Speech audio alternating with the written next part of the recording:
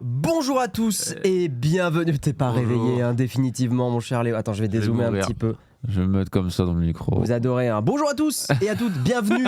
Bienvenue dans le Mug Now Tech. On est avec notre cher Léo Techmaker. Comment ça va Lélé? J'ai envie de crever mais ça va. Ça va. T'es pas du matin toi hein. Bah moi je suis plutôt du matin genre 17h quoi. C'est ça le matin voilà, des streamers. Bah, je me lève à 14h du matin normalement. Donc c'est vrai que ça les commence gens à ne être savent compliqué. pas mais on est une anomalie hein, Nowtech sur Twitch. Bref, bienvenue dans le Mug Now Tech. Aujourd'hui on va parler tech parce qu'on adore la tech. Let's go et allez c'est parti générique.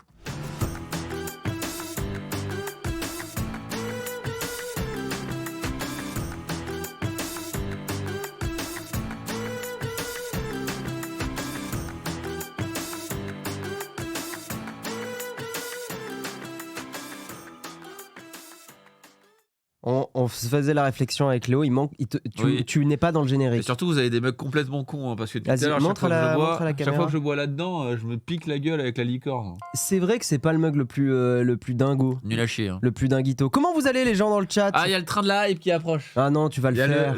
Non t'es chiant. Alors en fait à chaque fois que Léo il vient dormir chez moi, il est, et ma copine le dit aussi, il est insupportable parce que Léo, t'as un délire chelou. Je pas un délire chelou, c'est juste qu'il y a le meilleur youtubeur streamer du monde et à chaque fois je monte des vidéos. Il a un kink avec un mec qui s'appelle Astérion et c'est terrible. Et moi, là, mais vraiment premier degré, j'adore. Les plot twists, il tweet par rapport à l'émission et il dit oh merci Nowtech d'avoir parlé de moi. Mais en vrai, Zen ils lui ont dit non, mais l'invité de Nowtech, Astérion, n'hésitez pas. Hein. Je pense qu'en vrai il y a un truc. Hein. Bon bref, et donc Léo arrête pas de parler de ce gars. Bref, mais full premier degré, j'adore ce qu'il fait. Bah, non mais je sais que t'aimes bien, c'est terrible. Pour ceux qui connaissent pas, c'est un youtubeur qui est un peu particulier dirons-nous. Bonjour, bon, j'espère que vous allez bien dans le chat. Léo vous lit, hein. Léo, oui, je lis tout. Voilà, de toute façon Léo est fatigué donc en fait. Voilà. Ça me permet de reposer sur le chat. Léo, vous allez voir Léo. Ça fait c'est au fur et à mesure de l'émission. De toute façon, tu te casses parce que tu détestes les gens du chat. Exactement. Tu m'as dit à 9h15, 10. Ouais, dans ces eaux-là. Bah, en même temps, la ville de Paris pour les trains, c'est compliqué, quoi. J'ai vu à quel point cette ville était incroyable pour les transports en commun. Hier, alors pourquoi t'es venu? On peut raconter. On prend 5 minutes pour raconter un peu nos petites vies. Après, tout le monde sait parce que tout le monde me suit sur Instagram. C'est vrai. J'avais une soirée privée. Enfin voilà, les soirées Gloriole d'influenceurs. Privé. Voilà. Il y avait 200 personnes. Oui. C'était l'enfer. Avec Dyson. Il y avait une soirée Dyson hier, un événement pour annoncer leur nouveau casque. Voilà. Exactement. Leur casque purificateur, etc. Voilà. Qui est quand même un peu étrange et dystopique, mais bon, voilà. Et ah ouais, c'est les soirées parisiennes. Gloriole se fait supprimer. Pourquoi tu dis des mots qu'on peut pas dire dans le chat? Bah, c'est les soirées parisiennes, hein, c'est souvent comme ça, vous savez. Hein. Mais oui, non, et du coup, le truc, c'est ils présentaient leur nouveau casque et tout le tintouin, on devait rentrer. Et derrière, eh bien, malheureusement, les bus, tout est cancel. Les métros, c'est vraiment la sardine. On a porté pendant un bus pendant 30 minutes. Il n'y avait pas de bus, donc au bout d'un moment, on a essayé de prendre des VTC. Il n'y avait pas de VTC du tout. Donc ensuite, on a pris le Tromé. La ligne était bondée, c'était l'enfer du cul. C'était pas bon bref, plein de galères. Ce matin aussi, plein de galères. Bref, l'enfer. T'es pas arrivé au bon moment dans Paris, toi. Bon, après, Paris, c'est comme ça depuis 10 ans. Donc finalement, c'est jamais le bon moment. Exactement, voilà. Donc si vous hésitez à venir à Paris, ne venez pas à Paris, c'est toujours l'enfer. Je vais faire un petit truc exceptionnel. Je crois qu'il y a un petit reflet sur toi parce qu'il y a une petite crasse sur l'objet. Tiens, lis le chat. Dis bonjour à Flonflon. Bonjour Flonflon, comment ça va? Voilà. Est-ce que tu vas payer 800 € ton billet de TwitchCon ou pas? Parce que moi, non. Cette année, c'est non. J'ai pas envie. On va parler de tech, hein, vous inquiétez pas. Il y a plein de trucs. Il s'est passé plein de trucs pas bien, donc vous inquiétez. Il y a plein de trucs à dire, comme d'habitude en tech, tout le temps. De toute façon, on a quoi? On a Elon Musk. Ah oui, t'as moins le reflet sur ta gueule. Ah oui, il me semble. Oui, c'est vrai que c'était énorme. Il y a Elon Musk qui a encore fait ses petites facéties en Chine, là. Apparemment. Toi, t'adores Elon Musk. Tu m'as dit que t'étais fan. J'ai des photos. Hein. J'ai le lance-flamme, j'ai la Tesla. Voilà, j'ai tout quoi. J'ai le kit complet du Fanzouz. Hein. Ah, Léo qui parlera de son cambriolage en direct. Alors sort bientôt normalement. Alors t'es là pour. On va faire comme les trucs parisiens où tu fais ta promo, tu sais. Et t'as pas un peu une exclue pour nous là? T'as pas un projet qui arrive dans quelques jours? Non, j'ai la vidéo qui sort bientôt et du coup je vais parler un peu de mes systèmes de sécurité et j'ai contacté la marque Du coup, des caméras que j'ai chez moi. Oui, mais attends, les gens n'ont pas le contexte. T'as oui, ok, pardon. Mais non, mais tout le monde sait en même temps. Je suis alors, star. fais pas le full contexte, mais le contexte. En gros, je me suis fait cambrioler, pas ouf, mais les deux ont été retrouvés. Je me suis fait cambrioler. Bon, c'est pas ouf. Pas fan, quoi. Vraiment, je referai pas forcément l'expérience. C'est pas ouf. Voilà, combien sur TripAdvisor? Allez, une étoile sur 5. 2. Un 2. 2. Parce que ça va, ils ont pas pété de trucs, mais 2, quoi. Voilà, c'est ça. Et du coup, là, donc voilà, ils ont été retrouvés, tout ça, etc. Grâce au fait que j'ai des objets de tech en tant que tech maker chez WAM. C'est ça. Et donc, j'ai contacté une des marques qui a aidé le truc. Je leur dis, ouais, je me suis fait cambrioler, vous voulez pas sponsoriser la vidéo? Ils ont fait, bah ouais. Et voilà. T'es vraiment le youtubeur qui arrive à faire sponsor en partant d'un cambriolage. T'es vraiment allé voir la marque en disant, je me suis fait cambrioler. Ouais. MDR, venez, filez-moi de la thune. C'est vraiment ce que tu as fait. Bah ouais, puis tu as fait, bah ouais, allez. Oh, ça me tue de rire. Nous on est là en galère et tout. Toi t'arrives, oui, cambriolage, la thune, let's go, bravo, bien joué. Après là pour le coup au moins ça leur fait une bonne com, hein. C'est que non, en vrai c'est plutôt malin. Et donc allez voir la chaîne de Léo Techmaker, on l'a mis un point d'exclamation guest. Voilà, on a fait la promo parisienne. Maintenant on attaque les articles. Ouais. Allez, donc aujourd'hui mesdames et messieurs, petit résumé avant de démarrer l'Okawa. Petit résumé. Est-ce que la source va marcher? C'est normal, c'est hop, ça marche pas, c'est live. Ouais, Oppo, c'est la fin. Alors, la nouvelle vidéo de Léo Techmaker, Oppo, c'est la fin. Train de live, mission accomplie, merci beaucoup. Tu veux le faire? On atteint le train de live niveau 1. Non, trop tard, j'ai déjà fait. C'est finito, voilà, c'est ça. Là. Votre système de sécurité est à Liège, on travaille ensemble. C'est exactement ce qui s'est passé. Non, bah non, parce que du coup, c'est pas leur système de sécurité à eux pour le coup. Oui, c'est des caméras. Oui.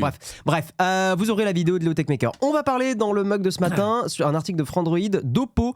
J'en ai parlé il y a une semaine et demie. Ça pue pour Oppo. Bah, ça fait des semaines qu'il y a des rumeurs de fous furieux. C'est ça, et c'est pas un jeu de mots de pu pour Oppo, machin, même si on adore l'humour. Tu aimes l'humour, toi, ou pas? Je l'ai pas. Je crois que non, juste, est-ce que tu aimes l'humour? Ah oui, non, mais le pu pour Oppo, je l'ai pas. Je crois que t'allais dire l'humour, ouais, je suis plutôt pour, ça va.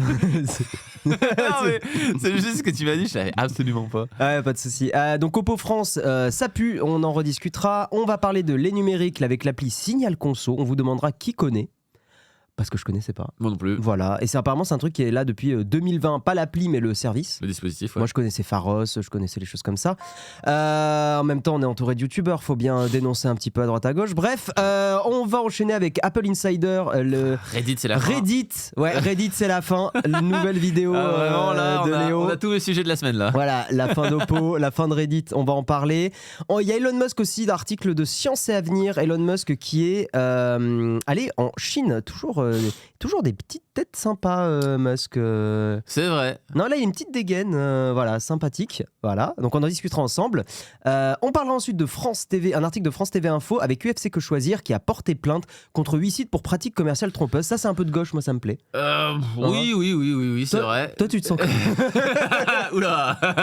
Non, mais en vrai, c'est bien que les gens commencent à parler de ça.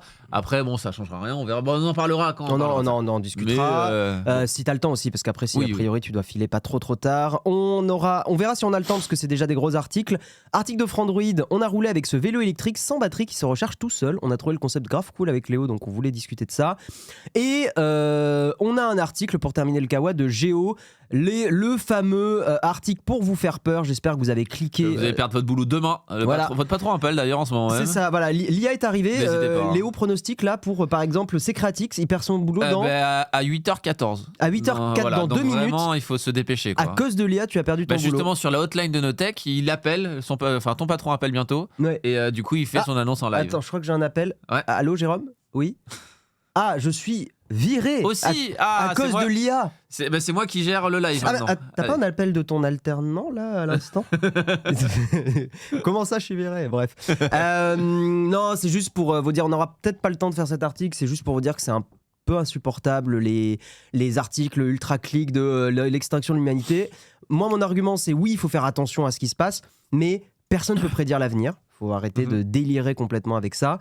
Les IA vont créer des bouleversements. L'extinction de l'humanité, faut pas déconner non plus. On verra comment les choses se passent. T'as pas vu Terminator?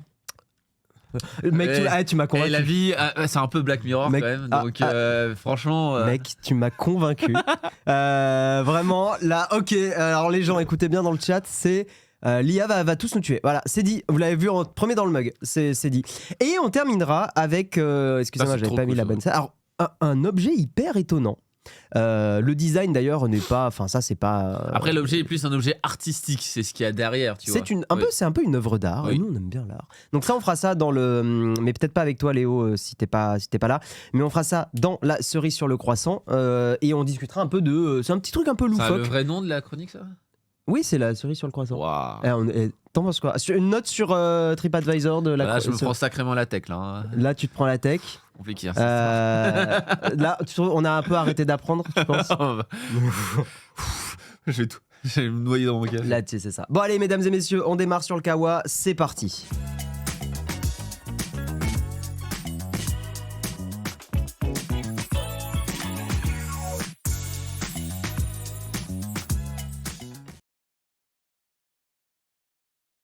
Alors, mon cher Léo, nous allons discuter d'Oppo. Oppo, c'est un petit peu compliqué. Je fais l'article et on en discute. Alors, tu as comme mission de lire le chat. Si tu vois des commentaires rigolos, tu m'interromps. Très bien. Voilà, ok. Nouveau signe inquiétant pour Oppo France, le directeur quitte le navire. Donc, le directeur de la branche d'Oppo France a annoncé sur son compte LinkedIn son départ, un signe de plus que la situation n'est vraiment pas bonne. La descente aux enfers n'en finit plus. Oppo enchaîne les signes très inquiétants qui tentent à confirmer que la branche française du géant chinois serait sur le point de fermer, comme le démontrait notre enquête. Alors que le site de vente en ligne officiel d'Oppo France semble avoir cessé d'exister. Ah ouais? Ah oui, non, ok, juste, je pensais qu'ils allaient rediriger. Ok. Son directeur général annonce son départ. Un coup dur qui échappe à notre contrôle. Yan Liu, passé par d'autres géants de la téléphonie chinoise, Huawei, Honor, Xiaomi et gestionnaire depuis juin 2022 d'Oppo France, a écrit un message sur sa page LinkedIn en forme de mail de départ. Il y confirme les difficultés, je cite, « Nous avons été confrontés récemment à une situation inattendue, donc a priori procès, à cause de patent en anglais, c'est des... Patterns ? Non, comment on appelle ça? Des brevets. Des brevets, exactement. Un coup dur qui échappe à notre contrôle. Cette épreuve a été difficile à la fois sur le plan business et sur le plan humain. Ce départ tend évidemment à confirmer que la situation chez Oppo est au plus bas. Et Oppo et OnePlus, on précise aussi que OnePlus n'est pas très bien, en tout cas pour les ventes françaises. Malgré le contexte, la maison mère d'Oppo en Chine continue de nier son départ d'Europe. Moi, je pense qu'ils attendent vraiment, tu sais, ils sont en mode... Bah oui, ils peuvent pas le dire parce que derrière, le problème, c'est que ça fait baisser les cours, ça donne très mauvaise image. Bah exactement. Ces dernières semaines, nous avons également reçu des échos de concernant divers. Des échos de concernant divers départs. Concernant, il y a le 2 étant trop. Concernant divers départs au sein de l'entité française ou diverses personnes cherchant des postes dans d'autres entreprises. Voilà de quoi achever de créer un climat très peu rassurant pour l'avenir de l'entreprise en France. Si vous avez du Oppo dans le chat, c'est compliqué quoi. Après, pour le coup, c'est vraiment inattendu. Enfin, c'est pas un truc qu'on pressentait depuis 1 an ou 2. Ça a été un peu à cause du procès récent et tout en Allemagne. C'est un peu arrivé d'un coup. Du côté de OnePlus France, qui appartient au même groupe, la société qui exploitait jusqu'ici la marque Artec ne serait pas dans une meilleure forme. Nous avons donc interrogé le service presse européen de la marque pour connaître l'avenir de OnePlus en France. Putain, Nothing, il doit se frotter les mains. Ah bah fou, hein. Là, pour le coup, Carl Pay, c'est ça? Ouais, Carl Pay, il est en mode... En plus, il y a le Nothing 2 là, qui sort bientôt. Ouais, le Nothing 2, il sort bientôt. Vraiment, pour le coup, non, c'est top. Enfin, c'est top pour lui, hein. C'est le malheur des uns fait le bonheur des autres. Mais, exactement. OnePlus est... Alors là, c'est la citation officielle de OnePlus. La déclaration, pardon. OnePlus est attaché à la France et il poursuit ses activités. Donc tu sens le truc, bullshit. Comme toujours, nos utilisateurs peuvent continuer à profiter des produits OnePlus, recevoir des mises à jour logicielles et accéder aux services après. J'espère que légalement, ils vont continuer à faire des mises à jour. J'ai l'impression que les mises à jour OTA et over-the-air, etc., sur 2, 3, 400, c'est pas très souvent respecté. Hein. Des fois, j'ai l'impression que les périodes sont plus courtes et surtout, personne ne va jamais porter plainte et ça va jamais. J'ai un petit peu peur de ça. Donc oui, ça va être compliqué. Hein. Naliri, tu dis j'ai le Renault 10X et 2. Ok, putain. Le fait de tout nier me donne vraiment le sentiment de menteur et non honnête. C'est le truc de aujourd'hui, ils sont toujours là. Peut-être qu'à 8h19, c'est plus le cas, tu vois. C'est toujours le truc de le dire au moment où ça arrive et pour pas alimenter les rumeurs et que ça fasse pas un effet d'annonce sur un temps très long, quoi. C'est un peu une stratégie de l'autruche. Il vaut mieux pas communiquer, vaut mieux dire que tout va bien et attendre le dernier moment. Puis en soi, il peut y avoir du rebondissement aussi dans le procès et tout, même si a priori ça a l'air vraiment d'être un peu. Parce qu'on n'a pas plus de détails que ça sur ce procès. On l'avait vu dans une précédente news. Serait sur le point de démontrer notre enquête. Voilà. Oppo quitte la France. Tac. Alors attends, je vais te retrouver. Comment ça va? Oppo et sa filiale s'apprêtaient. C'était où? Ils le remettent pas, le procès. Attendez, je cherche un petit peu. S'apprêtait à quitter le territoire français. OnePlus 7 Pro, j'ai ma mise à jour Android 12 cette semaine. Donc pour le moment, du coup, ça veut dire que ça sera encore au niveau des mises à jour. Pour le moment. Je te laisse lire 2-3 commentaires, je regarde un petit peu. Vas-y, il ne fait rien en France à part de la vente. Oui, mais comme tous les gens qui vendent du coup des smartphones du style. Et puis il y a beaucoup de marques qui sont arrivées en France ces derniers temps d'ailleurs. Même dans les marques un peu agressives, du coup il y a eu Xiaomi il y a quelques temps, là il y a eu Realme, il y a eu tous ces trucs-là. Donc c'est vrai que ça devient de plus en plus compliqué. Et Oppo, c'est surtout un marché très haut de gamme en termes de prix. C'est du 1000 balles très facilement. Donc le truc, c'est que quand à côté, tu as les mastodontes que tout le monde achète en France, et surtout, tu n'as pas un paysage très diversifié. Je trouve en termes de smartphone en France, tu as vraiment 2 marques qui cartonnent, du coup, Samsung et Apple.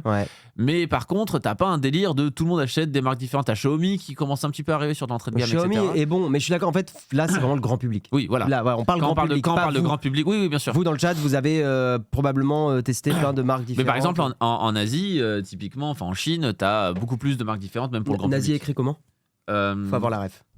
Faut avoir la ref. Vas-y, je t'en prie. Et du coup, il y a ce truc-là de... T'as vraiment que ces 2 marques-là qui marchent en grand public. T'en as quelques-unes qui essaient de percer sur de l'entrée de gamme parce que finalement, les autres marques intéressent que les gens qui veulent de l'entrée de gamme. Donc, sur des marques qui coûtent cher, comme les très gros Oppo... C'est un peu compliqué, quoi. Pour retrouver, je t'ai retrouvé un petit peu le truc. Donc, pourquoi tout ça démarre? Donc, déjà, a priori, Oppo, ça va pas très très bien en France. Mais au-delà de ça, effectivement, il y a un conflit autour de brevets avec Nokia en cause. C'est ce que je t'avais dit tout à l'heure.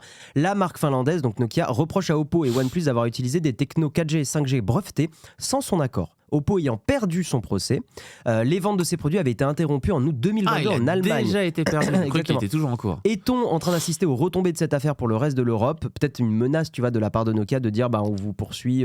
Ils ont peut-être poursuivi qu'en Allemagne, on n'a pas le truc, mais ils se disent si en Allemagne c'est arrêté, c'est quand même un des plus gros pays européens, l'Allemagne. Ils se disent on va peut-être pas faire les frais dans d'autres pays et perdre de l'énergie. Voilà, la justice française doit encore se prononcer sur cette affaire. Donc c'est ça. Oui, la justice française n'a pas encore donné son avis, mais c'est possible qu'ils suivent la Et du coup, s'ils suivent, c'est un vente interdit en France et c'est finito, quoi. C'est ça, complètement. Oppo a tous les prix avec les autres BBK. Les pixels se développent. Wiki disparaît aussi. Wiki Wiko, ouais. Oui, Wiko. C'est un peu partout pareil pour le coup. Apple et Samsung en Europe, Apple aux US. Samsung est bon aux US aussi, il faut pas croire. Samsung, pays asiatiques, excepté la Chine qui préfère les produits maison. Oui, la Chine est très... C'est quoi la marque en Chine, c'est quoi? C'est pas Oppo qui est premier en Chine, il me semble. Je crois qu'Oppo est très très bien placé en Chine. Ouais. Oui, en fait, c'est pour ça qu'ils se disent aussi pourquoi faire des efforts. En Chine, on est très bon à la maison. C'est ça, tu vois. T'as plein de marques, t'as même plein de marques. Je vais me mettre en silencieux, je suis un connard. T'inquiète, y a pas de souci. Mais oui, non, t'as plein de marques en fait qui même sont jamais sorties du marché asiatique parce qu'effectivement, ils sont en mode chez nous ça marche bien. Et t'as plein de produits, par exemple, des fois on a même des produits dont on entend parler ici alors qu'ils sortiront jamais, genre les pliables d'Oppo typiquement, qui ne sortent jamais en France. Des Huawei Europe, aussi. Xiaomi, il y avait un pliable de Xiaomi aussi qui n'est pas sorti. Oui, et du coup, effectivement, il y a des produits qu'on n'entend jamais de notre côté, mais qui cartonnent dans d'autres pays, quoi. Tout à fait, qui sont souvent assez cool. Huawei est toujours très présent en Chine, mais ils sont pas numéro 1 en Chine, Huawei, pas du tout. Mais par contre, c'est toujours des très grands noms. Et en Europe, c'est Honor qui a pris la place de Huawei. Mais en fait, c'est la même filiale, c'est juste qu'Honor, ils ont gardé les droits d'exploiter le Play Store et d'avoir les services Google. Voilà. Mais d'ailleurs, il y a beaucoup de Honor haut de gamme qui sont en fait du Huawei déguisé. C'était déjà le cas avant. Ouais, c'était déjà le cas très avant. longtemps qu'ils ont la même tête, quoi. Léo est malade, il s'est levé il y a 3 minutes. Les deux, vraiment en même temps, quoi. Les deux, j'ai des coups de soleil de fou furieux. Est-ce que ça se voit? Ah oui. La caméra. Oh la vache. Attends. Regardez ces coups de soleil. Regardez-moi ça. Là, je suis en train de muer, là. Je suis un papillon. Attends, voilà. Si on le voit sur le côté. Oh là là. Non, il est finito, le Léo. Hein. Là, je suis en train de muer, je vais m'envoler, là. Ouais, tu t'envoles. Bon, est-ce qu'on passerait pas... T'as cuit. Non, complètement. On passe à l'article suivant? Allez. C'est parti. Alors, Signal Conso, dans le chat... Est-ce que la modération peut lancer un petit sondage? Mais vous me dites, si c'est galère, je le lance moi-même. En gros, est-ce que vous connaissiez Signal Conso? Oui, non. Voilà, sondage basique. Est-ce que vous connaissiez? N'hésitez pas à voter dans le chat. Avec l'appli Signal Conso, le gouvernement part en guerre contre les fraudes. Donc pour aider les consommateurs à signaler les fraudes qu'ils rencontrent, le gouvernement vient de déployer une appli mobile dédiée. Celle-ci vient prolonger le dispositif Signal Conso lancé en 2020. Ce dispositif bénéficie désormais de sa propre appli mobile. En effet, le gouvernement a déployé il y a quelques jours une appli mobile gratuite dispo sur iOS et Android. Et Windows Phone. On est en 2015. Pour encourager davantage les consommateurs à dénoncer les fraudes auxquelles ils sont confrontés au quotidien. Celle-ci vise à leur permettre de signaler plus facilement différents types de problèmes, comme, alors ça c'est intéressant, comme un colis qui n'est pas arrivé à destination, donc vous pourrez signaler là-dessus.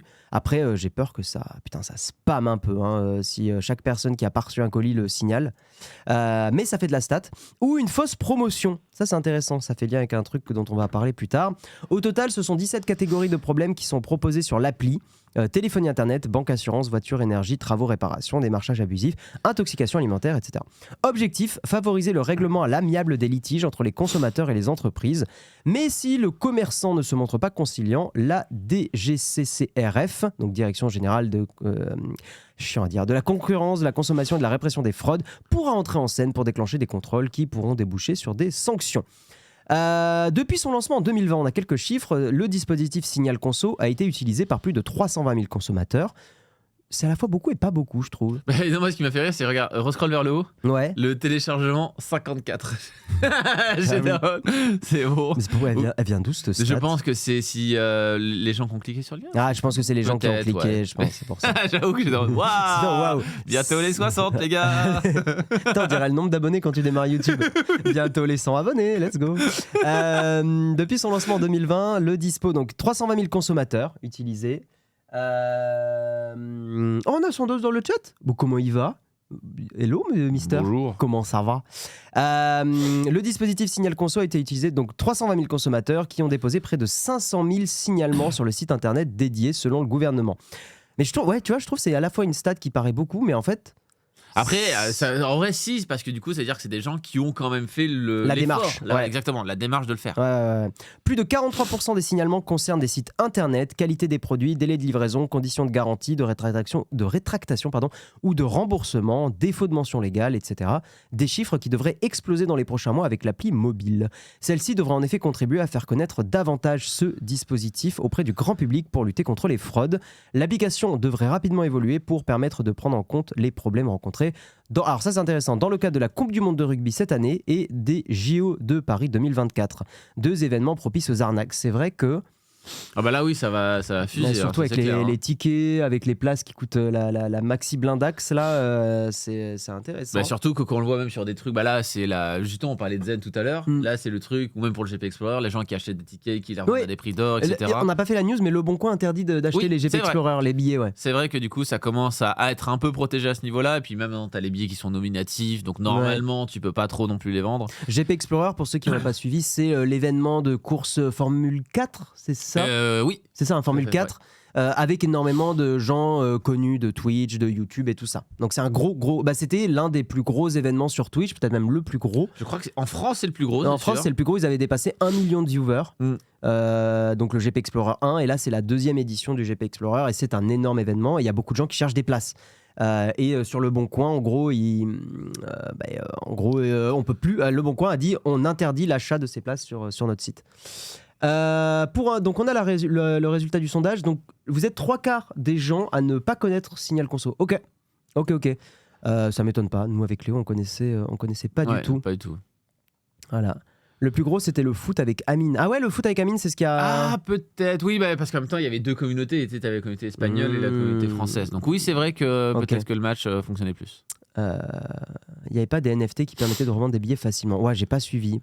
Alors je sais que c'était dans les cas d'usage, dans les use cases du NFT, de se dire du coup on lit ça à une personne. Bon, on avait beaucoup parlé à Vivatech d'ailleurs l'année dernière, je me rappelle.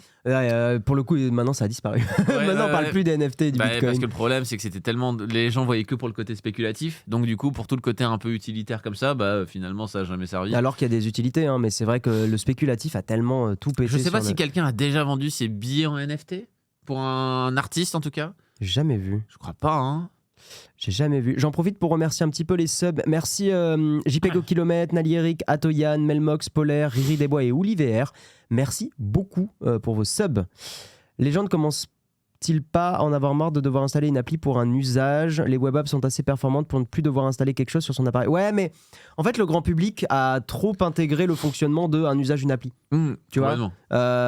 Pour le coup, par exemple, même ChatGPT...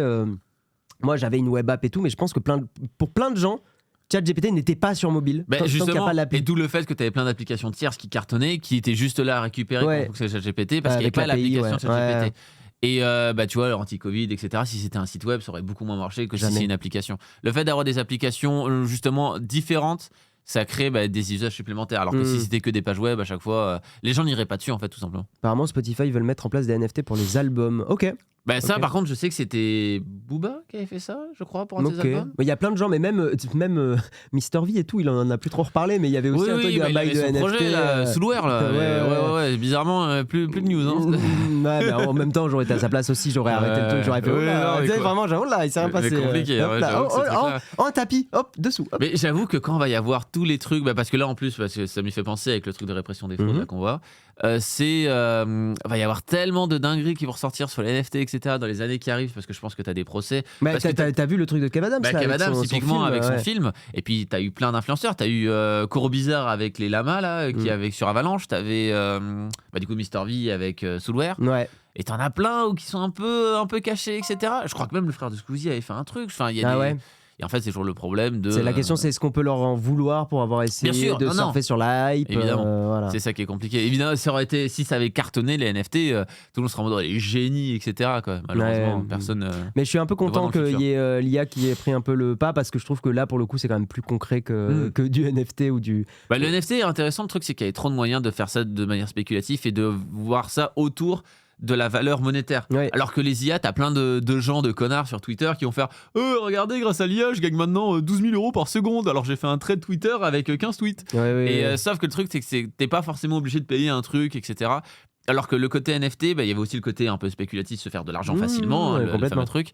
Mais c'était beaucoup moins accessible gratuitement. Alors que là, l'IA, même si t'as tes tweets de merde, t'as quand même le truc de super accéder facilement. Merci à Eventocom pour le raid avec 8 viewers. Merci beaucoup. Vous faisiez quoi sur votre stream? Eventocom, je vous connais pas du tout. Mais le principe du NFT est très intéressant, jusque des gens sont censés avec de mauvaises intentions. Non, mais oui, mais en fait, la complexité, c'est que on va pas refaire tout le débat maintenant, mais ça manquait un peu de concret, d'utilisation instantanée pour le grand public. Ça restait tellement virtuel, c'était quand même un argument, je trouve, qui avait du sens, que c'est con, tu vois, mais je vais voir ma mère, je lui dis ouais, les NFT machin, elle fait ok, point, elle fait vu, et je lui présente de l'IA. Et je lui dis regarde, tu vois, je te dis un texte machin et ça génère un truc. Elle fait ah oui, ok, il y a un truc concret, tu vois. En fait, c'est le truc de on a la techno mais on n'a pas l'usage. Au moins les NFT vont pas exterminer l'humanité. Pas encore. Exactement. T'inquiète que quand ChatGPT te vendra des NFT. Oh putain, t'imagines. Je suis sûr qu'il y a déjà des trucs. Ah ouais, incroyable. Salut Nebulaz, bienvenue à toi, bienvenue à tous ceux qui nous rejoignent dans le stream. Ok, on va avancer. Alors là, on va parler de... Reddit, c'est la fin. Voilà. Reddit, c'est la fin, exactement. Est-ce qu'on peut lancer un On l'a vu ce matin en plus, donc là, ça date quand même d'hier, ok. Alors, on voulait lancer un petit sondage parce qu'en faisant cette news, on s'est posé des questions avec Léo. Est-ce que vous connaissez Reddit ? Si la modération peut lancer ce sondage, est-ce que vous connaissez Reddit ? Oui, non. En fait, on était curieux de savoir si dans le mug, c'était un truc... Non, plutôt, est-ce que vous utilisez Reddit, Parce que je pense qu'on connaît forcément Reddit, mais pour moi, c'est plus sûr, est-ce que vous utilisez Reddit ? Tu penses qu'on demande est-ce que... Moi, plutôt. Je demanderais... vraiment, je veux voir si des gens ne connaissent pas. Je pense que tu ne peux pas ne pas connaître Reddit. Au point de ne pas connaître, ça me paraît beaucoup. En vrai... est-ce que vous utilisez Reddit ? Voilà, le sondage, on va faire ça. Ok, let's go, on suit Léo. Giga Reddit utilisateur, mais moi j'utilise énormément. Et là, mesdames et messieurs, il y a du changement. Je suis un compte depuis 2012. Bon, mettez-vous d'accord. Ouais, c'est bon, on s'est mis d'accord. Vous pouvez prendre la dernière propale. Donc, qu'est-ce qui se passe sur Reddit ? Eh bien, Reddit est en train de faire comme Twitter et plein de plateformes, en train de se refermer sur lui-même et est en train de rendre son API payante. Oui. Parce qu'avant, elle était gratuite, complètement, c'était presque un peu de l'open data. Enfin, il laissait vraiment les gens dans le sens où du coup, n'importe qui pouvait utiliser les données, en fait, et du coup, faire des requêtes, etc. directement, et ça de manière gratuite ou presque, quoi. Okay. Tu vois, utiliser vos Reddit, c'est très mitigé. Il y a moitié-moitié. Pour l'instant, vous êtes 50-50. Alors Steph, tu dis j'ai jamais compris ce truc. Alors en fait Reddit, je trouve c'est vraiment des trucs les plus simples à comprendre. C'est un méga forum. Oui, mais quand tu connais pas les forums, quand t'as pas grandi avec, alors, je trouve que par rapport aux autres réseaux sociaux, c'est quand même vachement plus compliqué. Ouais, voilà. Mais Reddit, c'est plein de forums. Donc tu vas avoir un Reddit Windows, les gens vont parler de Windows. Tu vas avoir un Reddit Hibou. Et les gens parlent de Hibou, d'ailleurs il y a une vanne avec Superbe Hall qui est débile, bref. Mais je l'ai faite plein de fois la vanne. Vous allez avoir des Reddit sur tout, Reddit Twitch, Reddit YouTube et tout, et les gens viennent pour parler de ces sujets-là. Donc Reddit, c'est vraiment juste ça. Les gens posent des topics, des conversations, et les gens répondent dessous. Voilà, c'est vraiment pas plus compliqué que ça. Vous êtes encore à peu près moitié-moitié de utiliser vos Reddit. Oui, mais un peu plus de noms, 40-60 quand même. 40-60, effectivement. Donc, effectivement, alors c'est un article de Apple Insider en anglais, on va essayer de le traduire un petit peu à la volée. Donc, début 2023, Reddit a annoncé qu'ils allaient commencer à rendre payant l'accès à son API, donc API pour les développeurs, pour utiliser les données et récupérer des données. C'est ça, exactement. Et que les prix allaient tuer Apollo. Alors Apollo, je te laisse peut-être expliquer, Léo, en fait, c'est du coup les programmes tiers qui permettent d'y accéder. Pour Twitter, on a TweetDeck, on a ce genre de choses, etc. Et c'est le truc de plutôt que d'utiliser l'application de base de Reddit, d'utiliser une autre application, mais qui va récupérer les informations de Reddit. Ce qui permet du coup d'avoir une interface différente, d'avoir des fonctionnalités différentes. Moins de pub. Et moins de publicité, mais par contre d'avoir toujours le contenu de Reddit en fait à l'intérieur. C'est pas un autre réseau social, c'est juste une interface différente. Exactement. Et Apollo, c'est vachement bien. Moi, c'est l'appli que j'utilisais sur iOS. J'utilise Bacon Reader moi de mon côté. Sur iOS sur Android. Ah oui, moi c'est Relay for Reddit. Sur les deux, j'utilise Bacon Reader parce que moi j'ai tout. C'est un peu synchro. Okay. Première recherche de temple, ça marche bien. Quoi. Très bien. Christian Selig, donc un ancien employé d'Apple. Je savais pas qu'il était un ancien employé d'Apple, le mec qui a fait Apollo. Donc c'est lui qui a développé Apollo il y a plusieurs années.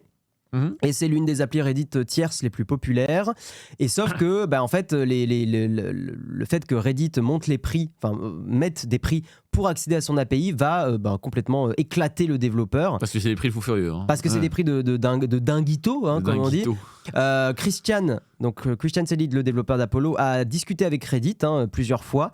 Et en gros, si Apollo voulait continuer à fonctionner comme il le fait aujourd'hui, il devrait payer à Reddit 20 millions par an de dollars pour garder ses fonctionnalités comme elles sont aujourd'hui. Oui, c'est ça. Mais ça veut dire, putain, il y a du monde qui utilise Apollo. Comme il le dit en dessous, c'est que du coup, il y a 7 milliards de requêtes en un mois sur Apollo. Donc, en fait, et le truc, c'est que ça va très vite. C'est que dès qu'il y a un post qui est affiché, dès qu'on clique sur un post, dès qu'on clique sur l'image, dès qu'on ouvre des commentaires, dès qu'on répond à un commentaire, ça fait des requêtes dans tous les sens. C'est ça. On se rend pas compte à quel point, effectivement, il y a des requêtes de fou furieux. Quoi. Donc, vous allez avoir effectivement plein d'apps open source de Reddit qui vont être tuées et qui ne du coup, Relay va être tué, Apollo va être tué, Bacon Reader va être tué, tous ces trucs-là. Il y avait aussi d'autres. Bacon Reader, elle était open source ou pas? Parce que je sais qu'il y en avait une connue open source. Mais j'en ai aucune idée. C'est pas 5for Reddit qui était open source? Je sais pas. Je sais plus. C'est pas grave. Donc le développeur, Christian d'Apollo, note que quand Reddit a annoncé le fait qu'ils allaient rendre l'API payante, il a dit que le prix serait raisonnable et basé sur la réalité et que Reddit ne ferait pas comme Twitter. Parce que Twitter aussi a monté le prix de son API et aujourd'hui c'est très très cher.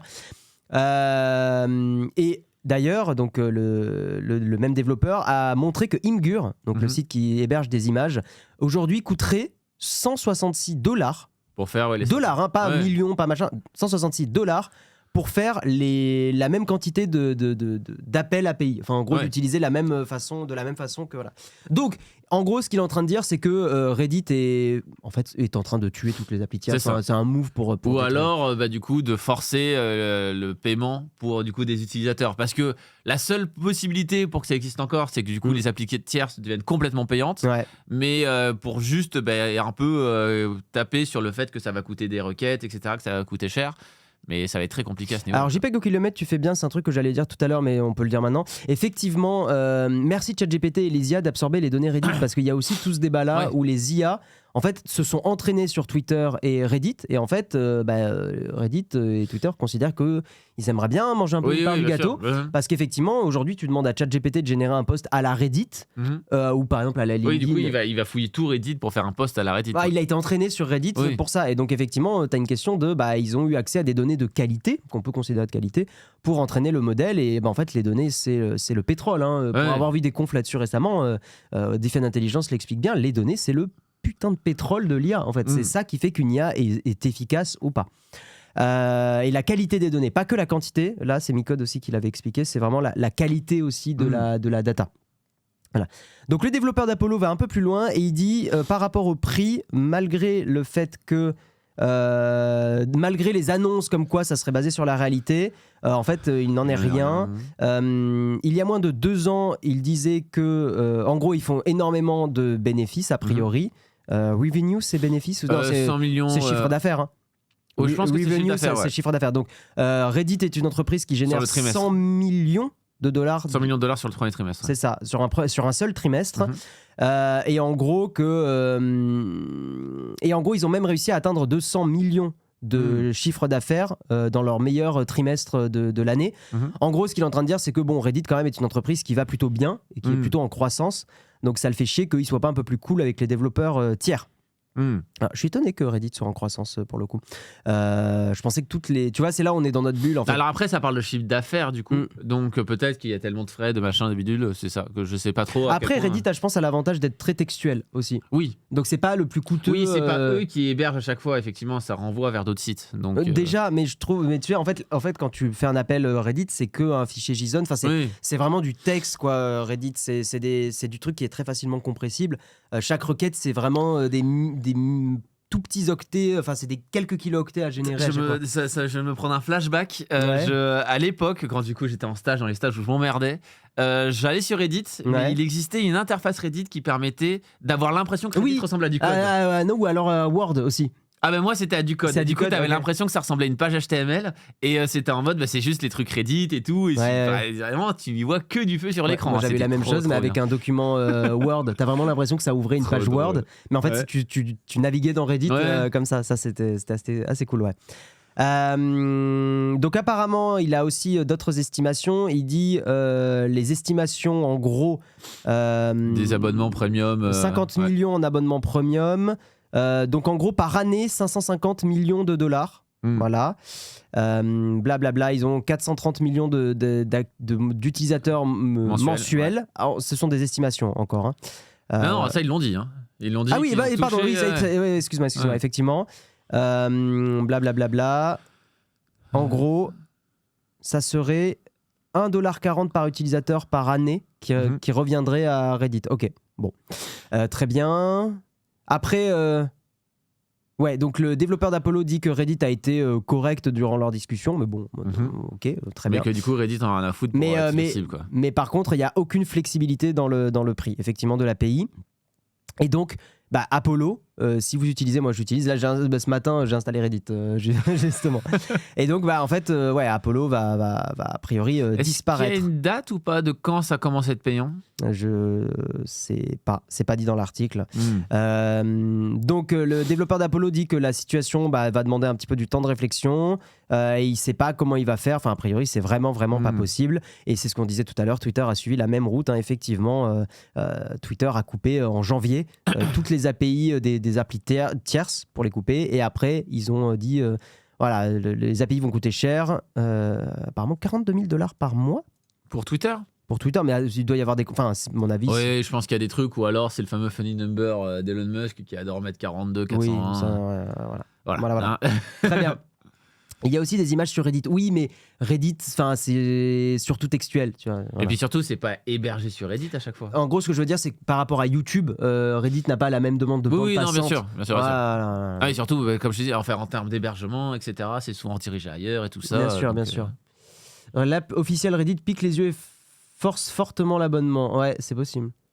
Bonjour, existe-t-il un replay de votre live ? Oui, regarde, point d'exclamation, replay. Normalement, cette commande fonctionne encore. Ouais, exactement, elle fonctionne encore. Sinon, tu as le replay sur Twitch aussi. C'est pas tant que ça, mais de toute façon, la propriété intellectuelle va devenir le nerf de la guerre avec le développement de l'IA. C'est en train de le devenir. Ah oui, complètement. Clairement, quand tu vois qu'il y en a plein qui, du coup, essaient de faire en sorte... Il y avait l'histoire avec... Le site de dessin là, qui du coup voulait récupérer les dessins de ses utilisateurs pour justement entraîner son IA. Merde, c'était quoi déjà Adobe ? Non.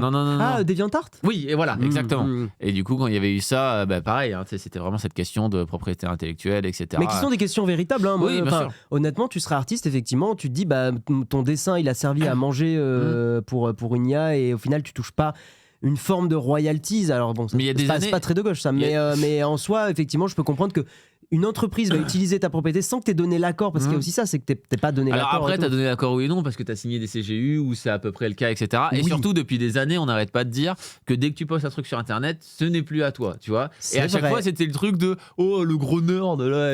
avec sa vie privée. Voilà, les gars. Non, mais clairement. Compliqué, les flux RSS font partie de l'API ou comme c'est du HTML, ça va. Aucune idée, j'ai pas vu kilomètres. Méga fan de Reddit, par contre, il faut être anglophone pour profiter réellement. De moins en moins. Tu as quand même beaucoup de Reddit francophones aujourd'hui qui sont pas si mal. Ou alors, ils sont quand même sacrément desserts, c'est pas non plus. Non, mais alors le Reddit France est super actif. Et tu serais étonné, le Reddit Suis-je le trou de balle, que je suis pas mal, qui en gros, les gens racontent leurs petites histoires. Et, c'est comme Cyrus et vidéos, quoi. Ouais, c'est oui. Bon, bref, les inspirations viennent de là, mais voilà, c'est pas, je vais pas lui jeter la pierre. Le Reddit, par exemple, Suis-je le trou de balle, ou Reddit Sexualité aussi, qui est pas mal pour le coup. Et il y a plein de Reddit comme ça qui sont en français, francophone, et qui fonctionnent super bien. Il y a vraiment du monde. C'est pas genre il y a du monde, il y a un post tous les 2-3 jours. Il y a vraiment du monde. Il y a plusieurs posts par jour. Il y a toujours au moins 30-40 commentaires dessus. C'est actif. C'est actif. C'est pas au niveau de Twitter ou des Reddit anglophones, mais c'est actif. Voilà. Ouais, c'est DeviantArt, ouais, exactement. Voilà. Bon, bah voilà pour ce petit article Reddit. On va avancer. On va parler du BG. Du beau gosse. Alors, j'ai pas du tout suivi pourquoi il y allait. On va essayer de voir ça ensemble. Voilà. Ouais, vos finances, bonne bouffe, droit juridique, Addiction FR. Addiction FR aussi très bien. Il y a plein de subs francophones. Je suis pas suivi parce que je n'ai pas besoin, heureusement. Mais en tout cas, effectivement, alors ça c'est un petit message. Si vous avez des soucis dans votre vie, une prévention qui tombe d'un coup dans le mug, mais en vrai, on sait jamais. Si vous avez des petits soucis dans votre vie, des choses comme ça, des débuts d'addiction, ça peut arriver. Ouais, le Reddit Addiction FR est super cool pour discuter de ça avec des personnes qui sont passées par là. Ça peut être l'alcool, ça peut être d'autres choses. Ça peut être aussi, ils parlent souvent de cannabis ou trucs comme ça. Et en fait, c'est cool parce que y a des gens avec qui vous pouvez discuter. Et Reddit est cool pour ça. Il y a vraiment ce côté forum, machin. Et créez un compte bateau. Créez-vous des comptes, ce qu'on appelle des throwaway, des comptes jetables. Vous vous en foutez, hein. Mais ça peut vous faire du bien, éventuellement, de discuter. Les communes sont assez bienveillantes, c'est assez cool. Voilà. Article de Science et Avenir, on va enchaîner. La visite d'Elon Musk en Chine, encore une muskerade, déclenche une tempête médiatique sur les réseaux sociaux chinois. Alors, qu'est-ce qui se passe ? Elon Musk effectue son premier voyage d'affaires en 3 ans. Ça, c'est intéressant, ça. C'est son premier en 3 ans. Okay. Pour la Chine, parce que du coup, par exemple, il était en France il n'y a pas longtemps. Là. Donc, je pense je pense que c'est plutôt en 3 ans pour la Chine. Pour la Chine, peut-être. Sa visite... Non, mais tu dois avoir raison. Sa visite intervient alors que plane l'incertitude autour des projets d'expansion du complexe industriel de Tesla à Shanghai. Gigafactory, donc c'est ça aussi la raison. Son plus grand site de production. Alors, Elon Musk, décidément star des réseaux sociaux. Waouh, ok. Ok, waouh. Mais en l'occurrence, pas de Twitter, bloqué en Chine où l'homme d'affaires effectue son premier voyage d'affaires en 3 ans. Depuis son atterrissage à Pékin, mardi 30 mai 2023, le déplacement du patron de SpaceX, Tesla et Neuralink était abondamment commenté sur les réseaux sociaux chinois. Musk a d'ores et déjà rencontré, comme sur Nowtech finalement. Ça c'est fou ça. Musk a d'ores et déjà rencontré les ministres chinois des Affaires étrangères, du commerce et de l'industrie et a dîné avec Zheng Yuqun, président du principal fournisseur de batteries CATL. Ouais, CATL, on en a déjà entendu parler.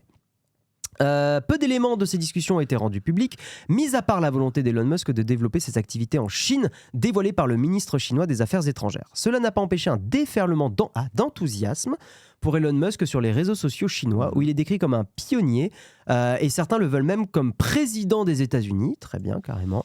Il existe un monde où c'est possible, hein. Oui, bah oui. Voilà, en soi, Trump était un homme d'affaires avant d'être un politique. Hein, donc, et puis surtout, je pense que Elon Musk a une rhétorique qui plaît énormément. Mais d'ailleurs, il a fait des bisous avec pas mal de républicains, il me semble, Elon Musk aussi. Bah là, quand il était voir le roi Macron, ah oui. il y a eu plein de trucs, etc. Hein, donc, le roi Macron, c'est terrible. Elon Musk est tout simplement génial. Si seulement la Chine pouvait avoir quelqu'un comme Elon Musk, très bien. D'autres grands dirigeants américains d'entreprise se trouvent également en Chine cette semaine, dont ceux de JP Morgan ou de Starbucks. Mais c'est bien aux natifs d'Afrique du Sud. Et oui, il est né en Afrique du Sud. Tu ne peux pas concourir à la présidence américaine si tu n'es pas né aux États-Unis. Mais il peut pas se faire naturaliser ou des trucs comme ça. Ouais, mais apparemment, il faut vraiment être natif. Ah ouais? C'est étonnant, je savais pas du tout. Ok. Donc oui, c'est vrai qu'il est né en Afrique du Sud, qui a réservé un accueil de rockstar. On peut mettre la petite vidéo, on va couper, mais effectivement, voilà, Elon Musk qui arrive. Regarde, ça c'est celui qui a fait ta Tesla. Ouais, celui qui a baissé le prix de 10 000 balles juste après que je l'achète, le salaud. Qui a augmenté, non, qui a baissé, oui. Oui. Ah ouais, du coup, Schwarzenegger n'a pu être seulement 4 gouverneurs, du coup. Ah, intéressant. Oh Bogosito là, bam bam. Putain, on dirait des images générées par IA. Tu peux pas si t'es pas. Ouais, c'est fou ça comme règle, même si du coup. Mais je savais pas du tout. Ouais, du coup, c'est vraiment un truc patriote quoi. Bah, en même temps, les États-Unis sont quand même un pays très très patriotique là-dessus. Hein. Il faut être natif en cause. Là, tu vois, regarde Tesla, Shanghai Gigafactory, là, groundbreaking ceremony, machin et tout. Ça, c'était en janvier 2019. Attendez, excusez-moi pour le son, on va éviter de le mettre. la grande usine Tesla. Mais oui, aujourd'hui, Tesla est encore. Enfin, beaucoup de Tesla, tu t'y connais mieux que moi, sont encore beaucoup fabriqués en Chine. Ouais, en fait, le truc, c'est que là, t'as la grosse Gigafactory de Berlin maintenant qui commence à faire un peu les très gros modèles, mais les modèles produits de masse, les modèles qu'on voit partout, typiquement la mienne qui date quand même d'octobre 2022, que j'ai récupéré en décembre 2022, mais c'est un nouveau modèle, elle vient de Shanghai. Et tous ces modèles-là, tous les modèles vraiment de masse, ils sont faits là-bas. D'accord, ok, très bien. Ok. La popularité de Musk pourrait surprendre dans un contexte de tension croissante entre les États-Unis et la Chine. C'est vrai. Il s'explique par ses commentaires sur l'IA et les véhicules électriques qui ont suscité un vif intérêt dans le pays. Face à la tempête médiatique en Chine, Elon Musk est resté Mais je comprends pas pourquoi ils disent face à la tempête médiatique alors qu'ils viennent de dire que... J'ai l'impression que c'est un article de... Il y a plein de gens qui ont tweeté, il y a des gens qui ont dit c'était bien, d'autres que c'était pas bien. Et... Mais c'est tout. C'est pas une tempête médiatique si le peuple chinois dit qu'il est super bien, tu vois. Donc c'est juste, il y a eu des gens qui ont tweeté et comme on fait, voilà quoi. C'est quoi ton modèle? C'est la modèle Y propulsion. Mais je savais pas maintenant que la propulsion était faite aussi à Berlin. Effectivement, Giga Berlin fait aussi le modèle Y de base maintenant. D'accord. Alors qu'à l'époque, la propulsion c'était que Shanghai. Ok. Peut-être que ça a changé effectivement. Donc voilà, face à la tempête médiatique en Chine, alors peut-être la tempête médiatique par rapport aux États-Unis et aux tensions, voilà, peut-être c'est ça. Elon Musk est resté silencieux et n'a fait aucun commentaire sur Twitter. Étonnant. Dont il est désormais propriétaire. Tesla, CATL et le ministre chinois du commerce n'ont pas répondu aux demandes de commentaires. La visite d'Elon Musk en Chine, le deuxième marché de Tesla, intervient alors que le constructeur automobile américain fait face à une concurrence accrue de la part de rivaux chinois. Il y a BIC, non, c'est ça, BYD, oui, c'est ça, BYD. L'incertitude plane autour des projets d'expansion du complexe industriel de Tesla à Shanghai, son plus grand site de production qu'Elon Musk avait visité début 2020. Des sources ont indiqué qu'Elon Musk rencontrerait d'autres responsables chinois importants et qu'il visiterait l'usine de Shanghai plus tard dans la semaine. Voilà. Bon, en gros, Elon Musk il fait des bisous à la Chine, quoi. Il est un peu obligé. Oui, comme il l'a fait à la France la semaine dernière, quoi. Oui, il y a faire attention à MST, mais voilà, quoi. J'ai pas la ref. Non, mais c'est juste qu'il fait des bisous à tout le monde. Ah oui, très bien. La blague, les bisous normalement MST, pas trop. Voilà. Ça dépend où ils sont faits. C'est vrai. Oh, le mug est vraiment une émission exceptionnelle ce matin. Je rêvais d'une Tesla, j'ai pris une Zoé faute de budget. Mais elles sont bien les Zoé, non? Oui, non, mais en vrai, il y a plein de voitures électriques qui sont sympas. Après, du coup, en Tesla, je sais qu'il y a le fameux modèle 2 ou modèle C, modèle compact ou que sais-je, enfin, tous les noms de rumeurs qu'il y a, c'est que d'avoir des prix de plus en plus compétitifs. Là, c'est un peu un des avantages de la récession, entre guillemets, le fait qu'il y ait une inflation de fou furieux, et c'est que les prix commencent à descendre. Parce qu'en fait, ils se rendent compte que les gens peuvent plus acheter, non, c'est ça? Exactement, les prix, les gens ne peuvent plus acheter, et d'où le fait que du coup, celle que j'avais achetée a baissé de 10 000 balles en 4 jours, parce que c'est le truc de, il faut être compétitif, il y a de plus en plus de marques qui arrivent. BYD, fait des voitures maintenant à 30 000, non, c'est ça, 20 000, 30 000. Mais après, t'en as plein, t'avais aussi une autre marque chinoise l'année dernière qui commençait aussi à être un peu populaire, et le truc, c'est est-ce qu'ils arriveraient à avoir la cadence de production de Tesla, quoi, parce que c'est ça aussi le nerf de la guerre, c'est de produire des voitures pour le monde entier. Ok. Elle ressemble à quoi la dernière Zoé pour le coup? Parce que Tesla, je vois très bien à quoi ça ressemble, mais une Zoé, ça ressemble à quoi? C'est pas les voitures qui font... Elles font toutes... Ouais. Non, je crois que c'est un pattern, c'est un brevet, pardon. Zoé, c'est Citroën, Zoé. C'est Citroën ou pas? Renault, c'est Renault, je suis une grosse merde. C'est le matin, j'ai le droit. 5 choses à savoir, gna. Et c'est Renault Zoé, mamie fait de la résistance. Ouais, les classiques, quoi. Le nom, l'odeur du titre de la vidéo, quoi. Ouais, mais bon, en vrai, ça a l'air un peu quand même. Oui, alors, chevaux et tout, d'accord. Ouais. Elle coûte combien? 6 600 €?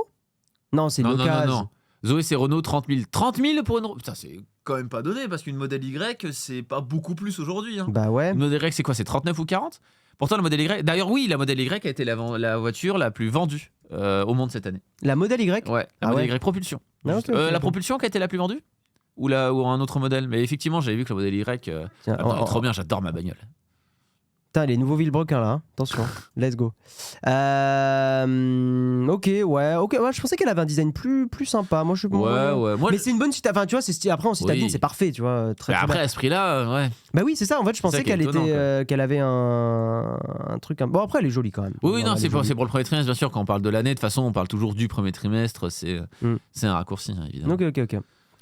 La Twingo électrique, c'est 27 000. Putain, c'est encore cher, je trouve. Merci Seven92, merci Clément WTR, merci Manciard pour vos subs. Merci beaucoup. Perso, j'ai payé 21 000 un modèle d'expo avec 30 000 full option. Putain, bien ouais, en vrai, bien ouais. Bien ouais. Guillaume confond avec la Citroën Ami. Non, Citroën Ami, je vois très bien à quoi ça ressemble. En vrai, moi j'aimerais bien que la Citroën Ami, ils essayent de faire un truc un peu plus quali parce que je trouve que c'est un. Franchement, elle est quali, moi je trouve. Hein. Bah, alors moi j'avais entendu les premières versions qui avaient vraiment des problèmes. Peut-être. Mais ils ont peut-être mis à jour. Mais je trouve que, tu vois, s'il y a bien un truc de mobilité du futur dans lequel il y a vraiment un compromis à faire, qui me paraît intéressant, c'est vraiment les Citroën Ami. Le côté vraiment très petit. Parce qu'en fait, c'est vrai que la majorité des déplacements qu'on fait, pour beaucoup de personnes, c'est vraiment du citadin à 50 km/h. Et pour ce genre d'usage, c'est banger, quoi. Je trouve une Citroën Non, Ami. clairement. Mais en vrai, c'est trop un marché. Et je vois plein d'étudiants se balader en Citroën Ami. Je sais que même qu'il y a alors, je dis peut-être une bêtise, mais du coup, il commence à avoir carrément des bagnoles qui vont à 30 km/h, etc., qui sont complètement sans permis. Mais du coup, pour des gens un peu plus jeunes et tout ça. Ouais. Mais non, pour le coup, ce serait bien qu'il y ait un peu plus de bagnoles du style, quoi. En tout cas, pour des grands centres-villes un peu bondés, moi, je suis pour le fait qu'il n'y ait plus de voitures du tout dans les centres-villes. Mais bon, ça, c'est un autre débat. Même toi qui as une bagnole, tu es pour qu'il n'y ait plus de... Oui, parce que moi, quand je suis en centre-ville ou autre, je me bats toujours en trottinette. Je préfère tellement la mobilité douce. Pour moi, la voiture, alors que j'ai une voiture électrique. Hein, non, mais c'est intéressant, parce que souvent, quand on a tendance à un peu aller tu vois, j'ai une voiture électrique et tout, mais... Moi, je la conduis et plus je peux prendre ma trottinette, plus je suis content. Parce que déjà, je vais plus vite en trottinette, parce que au moins, t'es beaucoup plus flexible. Ah oui, et t'es pas là à galérer comme un fou furieux à trouver une place ou quoi, tu vois. Donc, non, mais c'est intéressant parce que c'est vrai que. Petit subreddit, oui, c'est vrai qu'il y a un subreddit anti-voiture. Ouais. Oui, tu sais, t'as Fuck Parkings ou quoi. Ouais, aussi, c'est ça, c'est le même, mais photos, en français. okay. Ouais, exactement. Et c'est le truc où t'as les photos, alors surtout aux États-Unis, ça c'est une dinguerie, hein, c'est vraiment les photos de parking. T'avais même le truc sur Airplace où t'avais les parkings, tu sais, sur le dessin et tout, enfin la folie, quoi. Ouais. Alors, pour le coup, c'est plus Léo qui s'y connaît un peu plus en véhicule électrique et sûrement vous dans le chat, parce que moi je suis vraiment de très très très loin, mais je suis un connard de Parisien, c'est pour ça aussi, donc forcément. Forcément, j'en ai. Moi, j'ai les métros bondés. C'est trop bien. Ouais, vraiment, on était bien. Hein. N'hésitez pas à la ligne. C'était la combien ? C'était la 7. La 7. À la transpi des gens, on était bien. Hein. Génial. Hein. Ah, exactement. Non, mais je suis. En vrai, je partage aussi. Ça serait cool que petit à petit, les centres-villes réduisent un petit peu, qu'on développe un peu des métros plus efficaces. Ouais. Notamment. Ou même plus de moyens de mobilité douce, tu vois. Ouais, genre, si le fait que du coup, ça soit beaucoup plus simple d'avoir une trottinette ou un vélo, même si du coup, dans votre ville de con, là, vous avez décidé qu'il n'y ait plus de trottinette en libre-service, là. C'est pas moi. Voilà, j'allais aller voter. Du coup c'est vrai que c'est dommage. Écoute, on n'a pas été payé par des marques de trottinettes pour dire d'aller voter. Ça vraiment, c'est de la com, la pire com possible. Ah bah tiens, on parle de ça, transition toute trouvée avec les pratiques commerciales trompeuses. Ah bah tiens, enchaînement de fou, hein, bien sûr. Amazon et La Redoute et d'autres, UFC Que Choisir porte plainte contre 8 sites pour pratiques commerciales trompeuses. L'association de consommateurs estime que seulement 3,4% des promotions sur les sites de commerce en ligne sont réelles. Ah, ça c'est une dinguerie, hein. Tous les sites de prix barrés, etc. Même sur Amazon. Même sur Amazon, ouais. Je crois que ça fait des années que je n'ai pas vu un prix pas barré sur Amazon. C'est impossible maintenant. Alors du coup ça veut rien dire et ça... Oui, en fait c'est pas des promos. Ouais, c'est ça. Ouais, on est d'accord. L'association de défense des consommateurs UFC Que Choisir a annoncé mercredi 31 mai avoir déposé plainte pour pratiques commerciales trompeuses contre 8 grands sites de commerce en ligne: Amazon, Azos, Cdiscount, Leclerc, La Redoute, Rue du Commerce, Vipi et Zalando. Donc échantillon de 6586 annonces portant un prix de barré. Ouais, donc c'est exactement Amazon, publié sur les principaux sites de commerce en ligne, montre que seulement 3,4% d'entre elles correspondent à de véritables promotions opérées par les vendeurs. Ce qui correspond à plus de 9 prix barrés sur 10 qui sont des promotions trompeuses. C'est important, en vrai, je trouve, de le dire, effectivement. Dans les détails, l'UFC affirme que dans la quasi-totalité de son échantillon, les professionnels affichent des promotions reposant non pas sur des réductions de prix sur les 30 derniers jours, mais sur le concept de prix dit de comparaison, de la manipulation en gros. L'association cite ainsi plusieurs allégations recensées comme prix de vente conseillé, à l'origine ancien prix moyen sur la marketplace, prix moyen sur les sites concurrents, prix renseigné par le vendeur, qui sont selon elle aussi multiples qu'inintelligibles. De toute façon, oui, c'est vraiment des techniques de fouinis, hein, bien sûr. Ces pratiques contestables dupent les consommateurs en leur faisant miroiter de belles affaires. Parallèlement, elle demande à la Commission européenne d'interdire strictement tout autre système de prix de référence que celui prévu par la directive Omnibus. Aucune idée de ce que c'est. Ah si, ce règlement européen impose depuis un an que l'affichage d'une réduction de prix se fasse sur la base du prix le plus bas pratiqué par le vendeur au cours du mois précédant l'entrée en vigueur de la promotion. Intéressant. Tu le vois à chaque fin de mois, le truc qui est réajusté. Mais ok, non, mais c'est intéressant. On voulait vous faire cet article parce qu'effectivement, c'est un truc, presque on s'y est habitué. Bah oui, en fait, c'est le truc de maintenant, les prix barrés, ça veut plus dire grand-chose. Ouais. Maintenant, pour voir s'il y a vraiment une promotion, c'est le réflexe Deal Labs, ce genre de choses, quoi.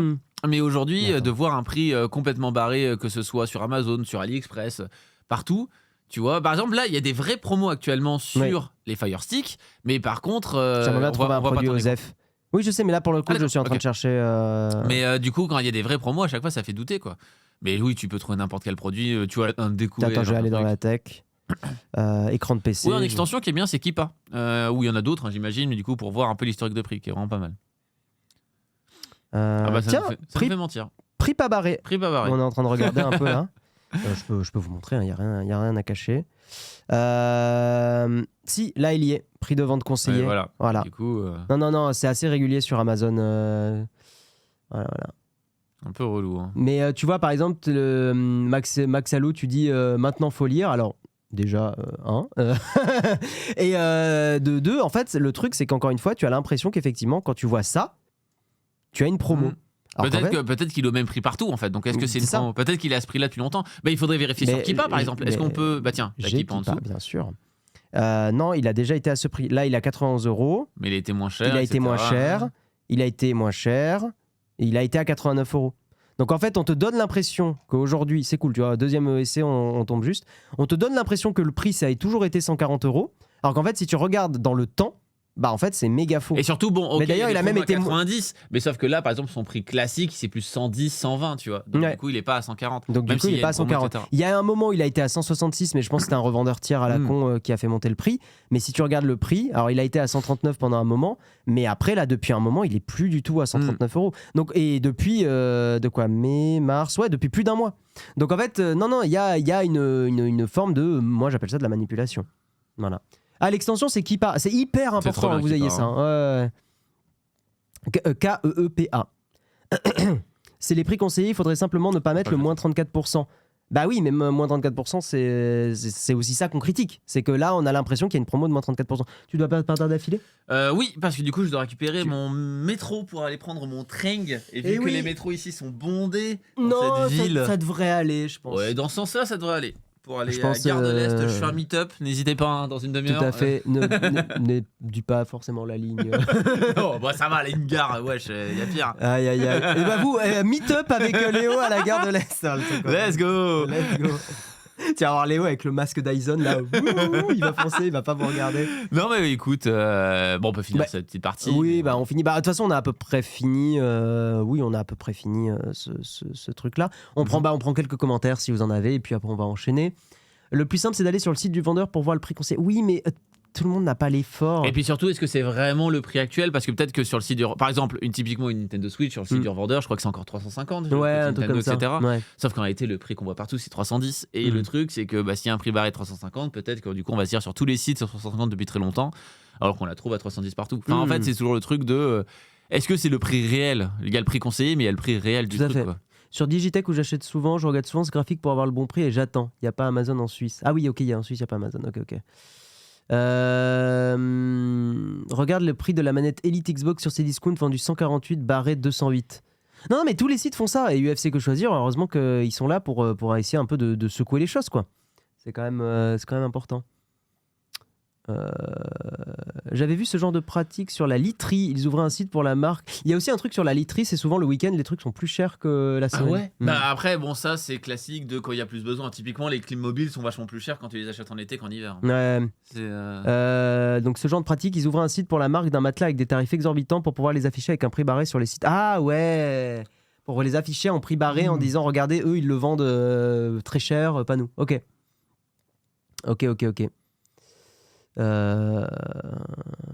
Quand j'ai acheté ma TV, j'observais le prix pendant 2 mois. J'ai vu comme il a subitement augmenté de 250 € la semaine avant le Black Friday. Ah oui, ça, c'est un truc pour passer en dessous de seulement 20 € avec un moins 300 €. Ouais. En gros, c'est pour ça qu'ils disent ils veulent qu'il y ait un mois de délai. Pour que tu ne puisses pas faire ça. Effectivement. Par exemple, sur Steam, c'était très commun d'avoir des jeux en promo tout le temps. Review qui avait fait une magnifique vidéo là-dessus aussi, qui du coup disait que effectivement tu avais des prix barrés tout le temps sur Steam, et Steam a mis des règles que maintenant tu ne peux pas avoir une promotion qui dure pendant plus de 2 semaines. Et donc maintenant tu n'as plus le délire de t'as le jeu qui est en prix barré 24 heures sur 24 quoi. Où t'avais des jeux en moins 90% depuis 6 ans et demi quoi. Ils ont dû se rendre compte que financièrement ils y perdaient ou des choses comme ça, parce que pour faire ça même niveau consommateur c'est le truc de plutôt que de descendre le prix à tout le temps à 5 € parce que le jeu coûte moins cher, il y a plus écrit le jeu coûte 5 € parce qu'il est en réduction de 90%. Tu vois. Ok. Moi qui ai bossé dans l'ameublement, le prix des matelas sont toujours barrés pour s'aligner sur les prix Ikea. Ah ouais, ok. C'est rigolo. Bon, tu vas filer toi ? Monsieur Gaïtech. Oui. Allez, notre cher Léo va partir. J'espère que ça vous a plu. Eh bah, t'as fait le show, hein ? Bah ouais, écoute, hein. Alors, ça fait quoi de se réveiller à 6h du mat ? Bah plus jamais de ma vie. 2024, je l'aurais serré, mais voilà. Hein, plus... 2024, vous avez entendu ? 2024, ça sera le biceps. Mon bras mort là. Le Biceps Maker, la nouvelle émission de Léo. Voilà, après le Mug Now Tech, le Biceps Maker. Mesdames et messieurs, je prends une petite pause de 1 minute pour dire au revoir à Léo. Et je reviens dans une petite minute. À tout de suite. J'espère que j'ai la scène de la pause. Oui, j'ai la scène de la pause. À tout de suite.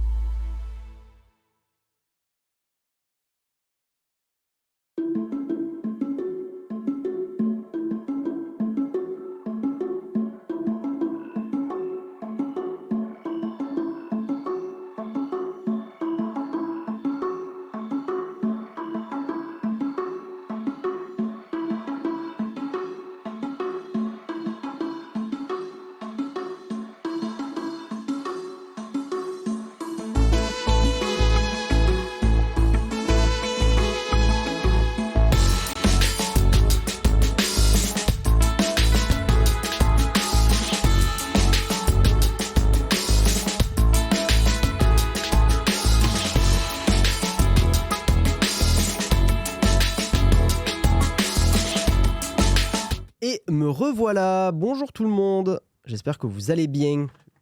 Le petit coquin est parti. Voilà, attendez.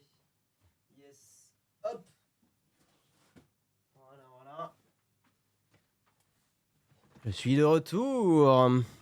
Hop, salut les Chronicles. EA Chronicles. On en était où Alors attendez, je vais zoomer un peu. Voilà, je vais refaire un peu le setup. Mais normalement, on est bon. C'était sympa cette matinale. Bon, on n'a pas fini. Hein. C'est pas une vidéo. À chaque poste, j'arrive avec mon shirt gris et je refais la scène en live. Ah oui, la vidéo de la pause, exactement. On a commencé l'article, on a roulé avec ce vélo électrique sans... Oui, t'inquiète. Mais il est 9h08, est-ce que je vais pas passer à la fin du mug? Non, si, je vais vous parler de ça parce que j'ai trouvé ça assez cool. Hop, on va enchaîner. Voilà. Quel acteur studio, Jérôme, exactement. On a roulé, donc article de Frandroid, on va terminer le mug ce matin avec ça. On a roulé avec ce vélo électrique sans batterie qui se recharge tout seul. Je voulais vous en parler parce que je trouve que le concept est assez cool. Voilà. Né de l'idée géniale d'une marque française, le Pipop est un vélo électrique, donc VAE, remplaçant les batteries lithium-ion par des supercondensateurs se rechargeant tout seul en roulant. Bien que récent dans l'histoire du vélo, les VAE semblent déjà un pilier à la technologie presque immuable. Car ces engins utilisent des batteries lithium-ion, une invention ayant à peine 30 ans mais déjà partout. D'irréductibles résistants, on réfléchit à une autre solution, le Pipop. Jérôme, tu as déjà 1 milliard de jeux de mots dans la tête, je te connais. Ce vélo électrique provient d'Olivet, au sud de l'agglomération d'Orléans. Et oui, une invention bien française. C'est l'initiative de l'ingénieur Adrien Lelièvre ayant créé la U-Fil, devenu ensuite Pipop, aujourd'hui dans sa 3e génération. Il enlève un frein, pas les freins bien sûr, donc un frein, étant la recharge longue de plusieurs heures. Pour cela, le Pipop fait fi des batteries lithium-ion, donc pas de batterie lithium-ion. Voilà, ça dégage. À la place, il intègre des supercondensateurs situés à l'arrière au niveau du porte-bagages. Ces 2 blocs sont composés de carbone, d'aluminium, plastique type polymère et de cellulose. C'est tout. Effectivement, c'est des composants plutôt simples. Donc pas de lithium, pas de nickel, pas de manganèse, pas de cobalt, c'est matière critique composant de batteries actuelles. Fonctionnant un peu comme le lithium-ion, les piles du supercondensateur sont des feuilles roulées en cylindre avec anode et cathode, donc c'est vraiment un supercondensateur, mais ayant l'avantage de stocker et redonner l'électricité beaucoup plus rapidement. La capacité de stockage est cependant beaucoup plus faible, si bien qu'on ne parle pas de watts-heure ou d'ampères-heure sur ce vélo. D'accord. Car l'intérêt du vélo électrique à supercondensateur est de ne pas avoir à s'arrêter pour recharger. Il n'y a même pas de prise. Cela se passe au guidon, le Pipop récupérant l'énergie en pédalant, en roue libre et même en freinant. La marque a optimisé le rendement et les poignées de frein afin que le freinage se fasse au minimum via les disques afin de pouvoir restituer l'énergie dans les piles. Ok, donc c'est du freinage régénératif. Pour comprendre à quel point c'est efficace, Toyota l'a employé plusieurs années sur ses voitures aux 24 heures du Mans afin de puiser l'énorme énergie perdue au freinage et la réutiliser dès les mètres suivants en accélération. De même, Lamborghini a installé ce système sur sa première voiture de route, hybride Sian en 2019. Autre avantage selon Adrien Lelièvre, la durée de vie des supercondensateurs est de 10 à 15 ans, sans grosse perte de capacité de charge-décharge. Son recyclage est aussi aisé, car sans matériaux dangereux ni polluants. Ok. Et pour comprendre, donc là ils ont un peu testé, nous avons pris en main ce vélo électrique Pipop lors du festival vélo à Paris. Changement de paradigme, on n'a pas à se soucier du niveau de batterie au démarrage. 5%, pas de problème, ça se recharge en roulant. Donc au début, tu es quand même obligé de pédaler. Mais pourquoi pas? De toute façon, bon, au début, voilà. Sur nos quelques centaines de mètres, nous avons donc roulé tête dans l'écran central qui indique les phases de recharge et de décharge. L'assistance électrique fonctionne comme un VAE classique, envoyant dans un moteur 45 Nm en corrélation. J'ai pas le NM, si des gens dans le chat l'ont. En corrélation au pédalage via un dérailleur Shimano. Ok, bon, ça a l'air d'être un peu plus technique. Pas de mode ni niveau d'assistance, elle se gère selon le dénivelé. Faible sur plat, nul en descente et forte en montée. Il faut cependant atteindre une certaine vitesse ou pédaler fort pour pouvoir recharger, en tout cas sur le plat. Ouais, c'est bien ce qui me semblait, c'est pas non plus complètement... C'est des newton-mètres. Ok, merci les gens du chat, merci beaucoup. Le Pipop aime les descentes là où il récupère le plus de watts. On a ainsi perdu un petit % sur notre trajet, malgré avoir cherché les limites de l'assistance. Et pas de frein moteur violent, on sent à peine la perte de vitesse en recharge, contrairement à un système de récupération d'énergie cinétique conventionnel. Pour le reste, les sensations sont similaires à un vélo de ville électrique à position passive, guidon haut à cintre courbé, équipé de roues fines 28 pouces et freins Tektro. Même avec suspension avant, le tout affiche un poids raisonnable sous les 22 kg. Le Pipop n'est pas un concept car produit depuis l'an dernier sur place à Olivet et vendu en direct. Tout petit avec environ 150 unités au compteur, ce fabricant français vise quelques centaines d'unités par an, nous confie son directeur. Mais les supercondensateurs sont chers? On me demande l'article. Non, car le vélo limite son prix à 2450 €, quand même. Hein. C'est plus qu'un Voltaire Legendre ou un VanMoof S4, mais plus de recharge à gérer et moins d'impact environnemental du système électrique. Ok. Pourquoi personne n'a repris ce concept? On l'ignore, mais chez Frandroid, on espère rouler davantage avec ce curieux vélo, surtout avec différents dénivelés, pour comprendre les qualités et les possibles limites de cette technologie. En fait, alors, il y a quand même un truc que je comprends pas, c'est que il n'y a pas de batterie. Donc ça veut dire que normalement, alors je suis pas expert en électronique et en électricité, mais normalement un condensateur, il faut entre guillemets le charger en électricité, mais à la différence d'une batterie, il perd son électricité, non? Mais dites-moi dans le chat, vraiment peut-être je dis une grosse bêtise, mais ça veut dire qu'il faut quand même rouler un minimum, pendant un trajet de 20 minutes ou 30, il faut quand même rouler 5-10 minutes pour non, pas du tout. Ok, non, mais dites-moi, je suis pas, pour le coup, je suis pas expert. Il peut en garder, non. Condensateur, ça veut dire batterie. En fait, là, un condensateur, c'est une mini batterie, d'accord. Mais en fait, si vous voulez, moi, ce que je comprends pas, c'est que en fait, ça me paraît trop simple. C'est-à-dire, là, on est en train de me dire, il y a une solution, les matériaux sont pas compliqués, le prix, alors c'est cher pour un vélo, mais je veux dire, c'est pas de façon délirante cher, c'est pas 20 000 € le vélo. En fait, il y a un truc qui résonne dans ma tête, il y a un truc, c'est où est l'arnaque?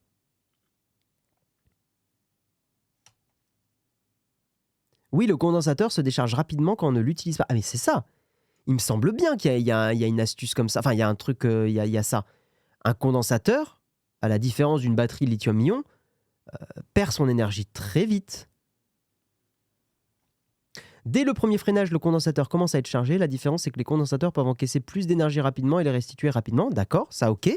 Ça va. Condensateur, ça, là, pour le coup, je te suis, Tsubaki. Mais on est d'accord qu'un condensateur... Attendez, vous savez quoi, on va demander. Point d'exclamation. Différence condensateur versus batterie lithium-ion. Peut-être qu'il y a une réponse. Alors, la principale différence entre les deux est que les batteries ont une densité plus élevée, elles stockent plus d'énergie par masse, tandis que les condensateurs ont une densité de puissance plus élevée. Ils libèrent et stockent de l'énergie plus rapidement. Un véhicule électrique équipé d'un supercondensateur se charge ainsi intégralement en quelques secondes. Ces avantages tiennent également au nombre de ses cycles. Ok. D'accord. Quelle est la différence? Ok. J'ai envie de savoir.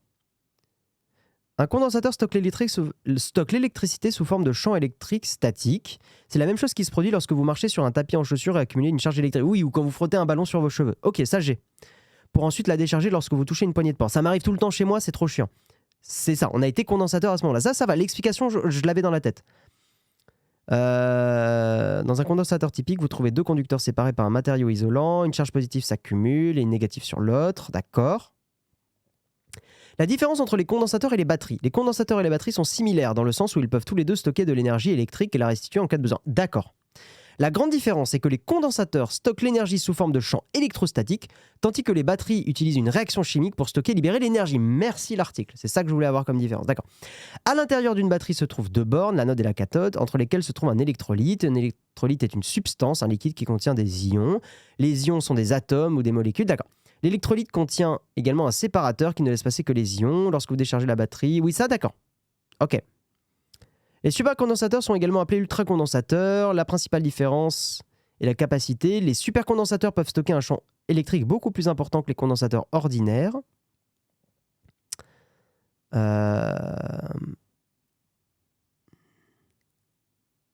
D'accord. Offrent de nombreux avantages. Les supercondensateurs sont plus durables. D'accord, mais c'est quoi les défauts? Ah, le plus gros inconvénient par rapport aux batteries lithium-ion est que les supercondensateurs ne peuvent pas décharger leur énergie stockée aussi lentement qu'une batterie au lithium-ion, ce qui les rend inadaptés aux applications où un appareil doit rester longtemps sans charge. Ah, d'accord. Ok. Donc je le redis pour que vous l'ayez bien en tête. Le plus gros inconvénient donc des ultracondensateurs par rapport aux batteries lithium-ion, c'est que les supercondensateurs ne peuvent pas décharger leur énergie aussi lentement qu'une batterie au lithium-ion. C'est ça, les condensateurs balancent l'énergie beaucoup plus vite. Alors, mais dans le cadre d'un vélo, ça peut être intéressant. Et je comprends qu'ils aient eu l'idée parce qu'un vélo, tu as besoin, par exemple, dans une montée, de décharger beaucoup d'énergie. D'accord. Ce qui est le rend inadapté. D'accord. Donc ça a l'air d'être... en fait, ça peut être utilisé, mais dans des applicatifs très particuliers. D'accord. Ok. Les condensateurs restituent, tu dis, petite cravate, de l'énergie avec un wattage plus élevé. D'accord, ok. En fait, ton condensateur va se recharger instantanément, mais se décharger plus vite, et même si tu tapes pas dedans. Ouais, c'est ça. D'accord, non, mais il y a quand même des... Un condensateur, c'est un bazooka. Ouais, c'est ça, ok. Si tu n'utilises pas ton vélo tous les jours, c'est un problème. Ok. En gros, il va se décharger. Mais c'est ça qui est intéressant, c'est que tu vas pédaler, tu vas le recharger assez vite. Ok, d'accord. Je crois que j'ai à peu près compris. Je suis désolé, hein, j'ai passé du temps. Mais ça me saoulait de pas comprendre. Typiquement, dans un long faux plat, tu vas en chier avec ce vélo. C'est ça. En fait, c'est un vélo, mais au final, c'est ce qu'on veut, parce qu'un faux plat, un long faux plat, c'est pas très agréable, mais tu vas pas mourir de faire un truc avec un long faux plat. Tu mets un petit braquet et ça va. Mais par contre, là où les vélos électriques ont du sens, c'est quand tu as une montée un peu vénère. C'est là où les vélos électriques sont pertinents. Du coup, il n'y a pas de notion d'autonomie. Si, quand même, apparemment. Il y a quand même une notion d'autonomie. C'est un vélo pour citadins. Même faire du VTT et des trucs un peu vénères, ça peut être pratique. Un vélo condensateur, c'est bien pour un démarrage au feu rouge, mais sur 2 km, t'as plus rien. Mais c'est peut-être ce qu'on lui demande, justement. Justement, Olivier, ici. Moi, je trouve que le vélo, quand j'ai fait du vélo électrique, pour le coup, ce qui était intéressant, c'était vraiment le démarrage feu rouge. C'est là où t'as envie d'avoir du peps. Voilà. Bon, mesdames et messieurs, on va passer à la petite cerise sur le croissant, un objet très curieux et très intéressant dont je voulais vous parler. C'est parti.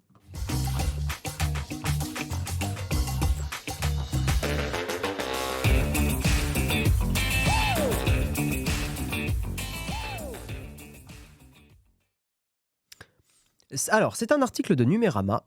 Cet appareil photo sans capteur ni objectif affiche une vision inédite du monde. Alors là, vous vous dites, mais quoi? Qu'est-ce que c'est?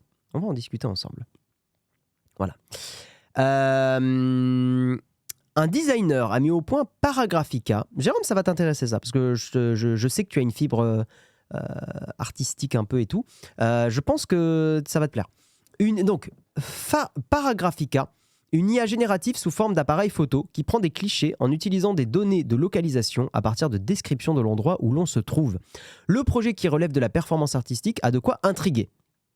Donc, entre Midjourney, Dall-E et bien d'autres outils, les IA génératrices d'images sont plus que d'actualité. Le concept qui permet de créer à partir de données brutes des images suscite l'intérêt de nombreux créateurs. Et c'est le cas de Björn Karman, designer danois. Dans un tweet publié le 30 mars 2023, il a annoncé la création de Paragraphica, un appareil photo bien particulier. Donc, Paragraphica, c'est une caméra qui prend des photos en utilisant les données de localisation. Ça va décrire l'endroit où vous êtes et la convertir dans une photo générée par IA. Et je trouve que le concept est très très très cool. Je vais essayer de vous montrer un petit peu. Est-ce que Twitter s'est chargé? Donc ça ressemble à ça, l'appareil photo. Bon, c'est vraiment un truc pour le design. Hein. Ce que vous voyez là ne sont pas des antennes a priori. Hein. Ça n'a aucun intérêt. Mais en gros, voilà. Vous allez déclencher la photo. Vous avez des réglages, les réglages qui sont en fait des réglages d'IA pour varier les résultats, pour changer des choses. Et en gros, avec la localisation, on peut voir, et l'heure aussi, on peut voir que on va lui demander de prendre une photo dans telle rue. La température, et, le temps, il y a quelques nuages avec une température de 16 degrés. On est le 28 mai 2023. Il y a un restaurant italien et un restaurant Middle East, Moyen-Orient, pas loin. Donc en fait, quand vous allez cliquer, ça va générer par IA l'image, la stocker, voilà, et donc ça va donner cette image. Mais cette image n'est pas une photo de l'image où vous êtes. C'est une photo par IA de où vous êtes. Monsieur Guy, j'ai toujours votre canard high-tech avec moi, je vous le rends. Votre canard high-tech? Ah oui, ok, c'est une vanne, ok, je n'avais pas compris. Donc ça, c'est la vraie rue qu'on voit dans la vraie vie véritable. Et l'image que vous venez de voir, ça, c'est l'image générée par IA. Vous voyez un peu le concept? Donc en gros, photo générée par IA, vraie rue, et à nouveau la photo générée par IA. C'est surtout un appareil à séduire des investisseurs pour financer sa start-up. Non, mais au-delà de ça, non, je crois pas. Je pense que ça n'a pas l'air d'être... Enfin, j'ai pas l'impression qu'il parle d'idée de financer. Ça a vraiment l'air d'être un projet un peu technico-technique et un peu artistique surtout. Donc l'idée est simple mais maligne. En reliant les données de localisation de son appareil photo à des API ouvertes en passant par Internet, Paragraphica parvient à créer une description détaillée du lieu et du moment actuel. Mais la prouesse artistique ne s'arrête pas là, puisque l'appareil donne aussi naissance à des photos générées par IA. Pour arriver à cela, donc Paragraphica, comme je vous l'ai dit, utilise les données de localisation, adresse météo, heure de la journée et lieux avoisinants. Et donc effectivement, là, il y a une personne qui apparemment a pu tester le truc à Paris. Alors, je ne sais pas comment ils ont fait. Mais en gros, ça donnait une photo matinale prise aux 2 rue Comté, dans le 3e à Paris. Le temps est clair avec une température de 19 degrés. La date est le mercredi 31 mai 2023. Il y a une garderie, un restaurant français et un bureau de tabac à proximité. Et en gros, alors il n'y a pas le résultat ici, mais là, on peut le voir dans une rue à Amsterdam. Donc, la personne a pris une photo et on peut voir le résultat de l'autre côté. Voilà. Donc Björn Karman explique sur son site: la photo qui en résulte n'est pas un simple instantané mais un reflet complexe et nuancé de l'endroit où vous vous trouvez. Selon l'inventeur, les photos générées parviennent même à capturer certaines ambiances et émotions de l'endroit, mais d'une manière étrange car les photos ne ressemblent jamais à l'endroit où est pris le cliché. Voilà. Effectivement, sur l'appareil photo, donc on voit que c'est imprimé en 3D, hein, l'appareil photo. Il a fait de l'impression 3D pour le générer. Il a juste mis un smartphone dedans, hein, j'imagine. C'est simplement ça. Il a pris l'API, il a mis un smartphone, mais il fallait avoir l'idée. C'est plutôt malin. Effectivement, vous avez des réglages pour régler des paramètres par rapport à l'IA. Donc voilà. Et voilà pour cet article. Alors, je ne sais pas ce que vous en pensez. Est-ce que c'est un outil que vous trouvez cool? Vous êtes curieux du truc? Comment vous... C'est quoi votre ressenti là-dessus? Ah, il a montré... D'ailleurs, je vais vous montrer plusieurs exemples pendant que je vous laisse répondre dans le chat. Donc voilà un petit peu ce qu'il a pris en photo et ce que l'image par IA lui a donné. C'est pas mal à chaque fois. Hein. Voilà, ça c'est une fête, effectivement. Etc. Voilà. Et je trouve personnellement que le projet est très très très très cool. En tout cas, moi ça me plaît beaucoup. Ça marche très bien sur moi. On parle d'ailleurs de la nouvelle fonctionnalité de Photoshop, je vois plein de TikTok dessus, c'est incroyable. Ah oui, ouais, elle est super, on s'est amusé un peu avec hier. Très belle mise en abîme de la photo générative. Ouais, non, on est d'accord, Jérôme. Hein. C'est hyper intéressant sur la question de la perception de la réalité. Je trouve ça génial, moi. En vrai, j'ai zéro avis, ni pour ni contre. Ok, c'est une manière originale de générer des prompts IA, à part ça. Curieux mais pas hype, inutile plus. Tu peux même te mettre dans le prompt pour faire ton propre selfie dans un endroit particulier. Ok. Top pour faire des photos sans touristes. Ok. Après, à voir, Nereda, parce que si l'IA a appris que, par exemple, à Montmartre, il y avait plein de touristes, tu n'auras pas une photo de Montmartre sans touristes. Il faut à chaque fois rentrer le lieu, la météo. Non, ça se fait tout seul. C'est ça le truc. C'est bien comme ça, tu peux faire une belle photo d'un endroit pas terrible, mais que tout le monde fantasme comme super génial. J'ai pas l'impression que l'IA va chercher à te rendre le truc meilleur. Juste différent. Ça pourrait être bien pour les aveugles, ça te génère toutes les infos sur une photo à l'écrit. Gain de temps. Ah oui, c'est une façon détournée d'utiliser le truc, mais c'est vrai. Pardon, mais c'est quoi l'intérêt? Quel est l'intérêt de l'art? Et là, on va partir en débat pendant des heures et des heures et des heures et des heures. On dirait une machine à remonter le temps avec ses boutons de réglage. Ouais, moi, je trouve ça très drôle. Si ça développe vraiment déconnexion de la réalité, comme les filtres de visage. Je crois pas qu'il faut le voir aussi négativement, Nestor Bidule. Je pense que c'est vraiment un... C'est un outil pour faire réfléchir à l'IA. Tu vois, je pense qu'il faut pas le voir en mode déconnexion de la réalité. C'est pas un truc qui est fait pour comment dire, c'est pas des filtres sur smartphone où tu prends une photo et ça va la déformer. Là, c'est vraiment un truc de... qu'est-ce que l'IA, qui prend de plus en plus de place dans notre société, génère de l'endroit où on est? Tu vois, point. Pas dans le but de faire des trucs mieux, pas dans le but de se la péter, mais vraiment dans le but de comment l'IA voit notre monde, tu vois? Ou plus dans un autre sens, comment les ordis voient notre monde. Tu vois ce que je veux dire? L'intérêt du lard, le gras, c'est la vie. Exactement. Parlant de ça, Jérôme, hier, on a parlé de pâte carbo. Va falloir le faire, le live. Hein. falloir le faire. Featuring Albert, bien sûr. Jérôme a déjà fait un 9h30. Bah, il a le droit. Hein. J'ai du mal à comprendre le concept. Non, mais j'entends. Hein. J'entends, il n'y a pas de souci. Moi, je trouve ça très cool. Yo, Amandine, comment tu vas? Mais ça te plairait bien, toi, Amandine, aussi. Je sais pas si t'as capté de quoi on parlait. En gros, tu as un mec qui a fait un boîtier qui prend des photos. Mais en fait, les photos, c'est juste ça utilise ta localisation, l'heure, la météo, tout ça, pour générer une image paria du lieu où tu es. En gros, ça crée le prompt via les informations de localisation, de météo, de température, etc. Ça prend sûrement une photo aléatoire sur Internet dans le même lieu avec les mêmes paramètres. Je vois rien de fou. Ah mais non, c'est pas ce que ça fait, Tyrone. Non. Ça utilise une IA générative d'image. Ça génère une image par IA complètement. Ça ne va pas chercher une photo sur Google. Pas du tout. Ils ont pivoté d'un produit à une œuvre quand ils ont vu que c'était pas utile. Je crois pas que c'était fait dans un but d'être utile. Vraiment. En fait, son site a l'air de plus marcher, tellement, a priori, il a fait le buzz. Et son site a l'air de bien galérer à Björn Karman, là. Je vais essayer de voir s'il se charge, mais ça a l'air de bien se casser, de bien être cassé. Moi, je trouve ça cool.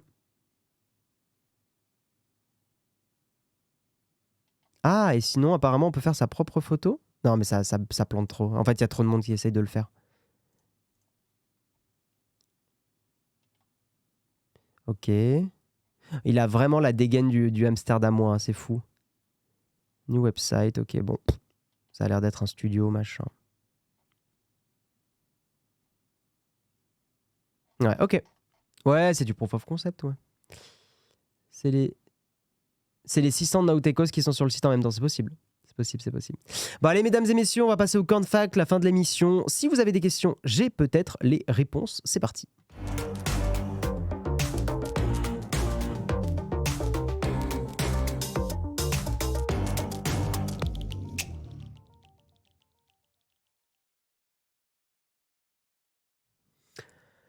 Question, quando se come a qui? C'est une très très bonne question. Bah moi après le mug, j'ai des petits biscuits. Voilà.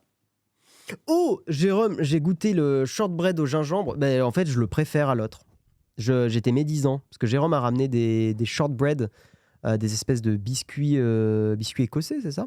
Et j'ai goûté, il y en avait un, je sais plus à quoi c'était. C'était chocolat orange, un truc comme ça. Et il était très bon, mais j'ai goûté celui au gingembre. Waouh, il est très bon pour le coup. Céréales avant ou après le lait? Avant. Oui, je mets d'abord les céréales et après le lait, bien sûr. Merci Sanit pour le sub, merci beaucoup. Merci énormément. Les biscuits de Ted Lasso. Alors là, j'ai... Ah, c'est dans Ted Lasso les shortbread, ils en bouffent. Qu'est-ce que c'était bien Ted Lasso. Putain, la saison 3 était trop cool. Si vous voulez une série Good Vibes que vous avez jamais regardé, prenez-vous un petit mois Apple TV+, machin truc là. Ça coûte pas cher en plus, Apple TV, c'est 7 balles, je crois. Un truc comme ça, 7 balles, 8 balles. C'est moins cher que Netflix, avec de la 4K, Dolby Vision, tout ce que vous voulez. Ils ont des séries de fous. Vous avez Severance aussi, incroyable Severance, putain. Pas de spoil dans le chat, sinon vous prenez un ban. Mais Severance, incroyable. Severance, j'ai tellement aimé Severance que j'ai envie de la revoir. Ce qui ne m'arrive jamais. Je n'aime pas revoir des séries. J'ai envie de revoir Severance. J'aime pas le foot, ça passe Ted Lasso. Alors, Ted Lasso, c'est, je pense, la série qui parle de foot la moins footix que je connaisse. Sans déconner, t'as vraiment pas besoin d'aimer le foot. Et puis, c'est... Oui, c'est vraiment le foot est un peu un prétexte, je trouve.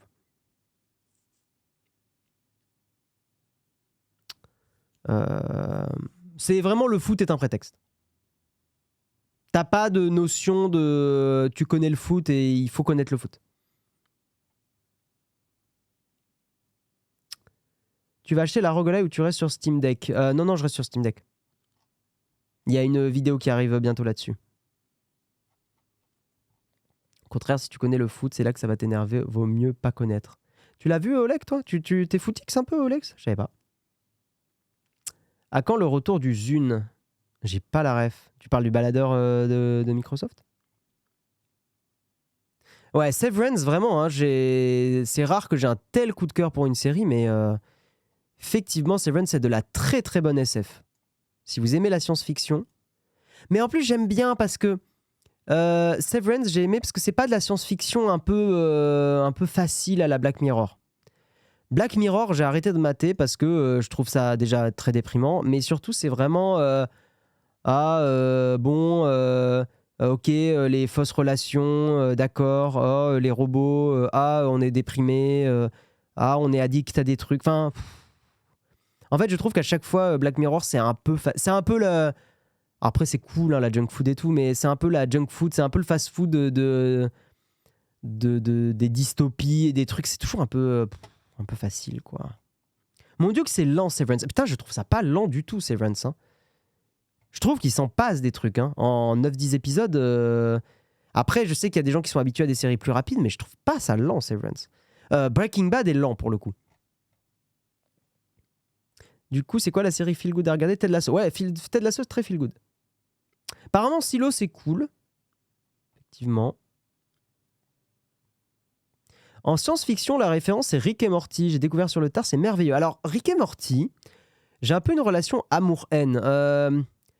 Rick et Morty, je trouve qu'ils sont en train de devenir un peu trop edgy. C'est-à-dire, en fait, aujourd'hui, Rick et Morty, il y a beaucoup d'épisodes où si t'es pas un hardcore fan edgy, je sais pas comment expliquer, mais je trouve que ça se prétend plus que ce que c'est. Il y a des épisodes que j'ai trouvés géniaux, mais vraiment géniaux.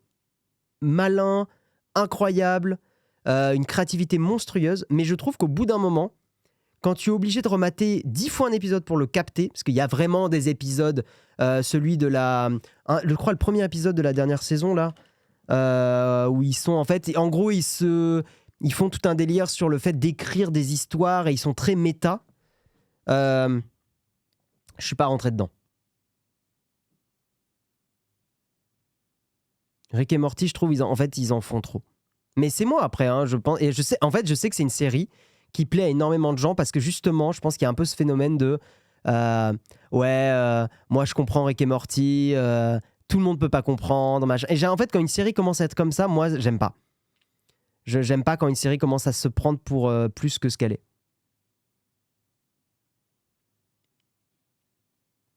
Et c'est pas un problème de vitesse, Fantasy Ride, moi, de Rick et Morty, je trouve. C'est vraiment un problème de trop méta, trop. Et pour le coup, par exemple, à l'inverse, je trouve que les Simpsons le sont pas assez. Je suis jamais rentré dans le délire des Simpsons parce que je trouve que. Alors, apparemment, les premières saisons étaient mieux là-dessus, mais je trouve que ça manquait un peu de finesse pour le coup, justement.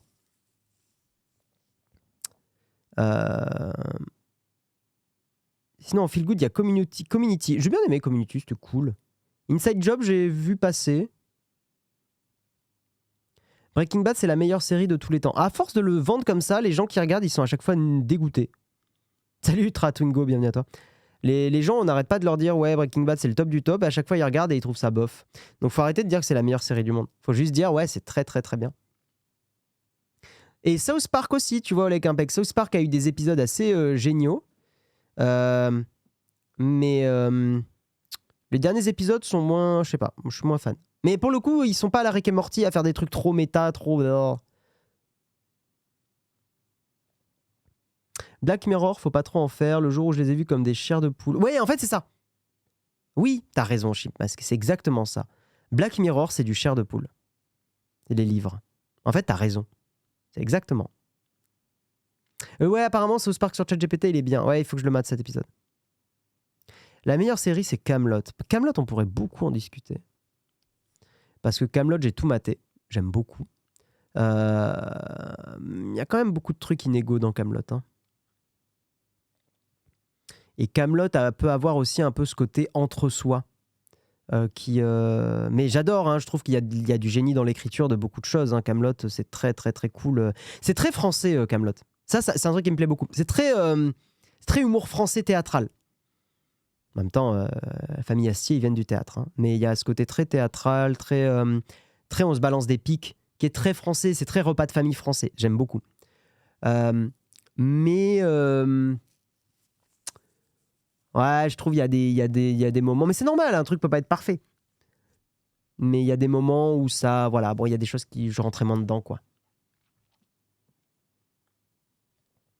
Ouais, le film Kaamelott, pour le coup, en fait, le film Kaamelott, je l'ai trouvé plutôt cool, mais je trouve que la scène dans Kaamelott où ils font le jeu, là, ce qui dure 10 minutes, où ils font l'espèce de jeu de pommes, là, enfin, je sais pas trop ce que c'est, mais ils sont sur un espèce de terrain et ils s'envoient des trucs. Le robot brawl, ouais, c'est ça. Moi, ça marche pas, ça. Hein. Ça m'a sorti du film, le robot brawl. Je suis sûr qu'il y en a plein dans le chat, ils ont kiffé, ils ont trouvé ça trop marrant. Moi, j'étais là. En fait, j'étais là. C'est vraiment typiquement l'écriture d'un truc. Enfin, avoir écrit le robot brawl, c'est le truc de. On est entre nous, entre fans. C'est vraiment le. Hey, t'es fan de Kaamelott ou pas?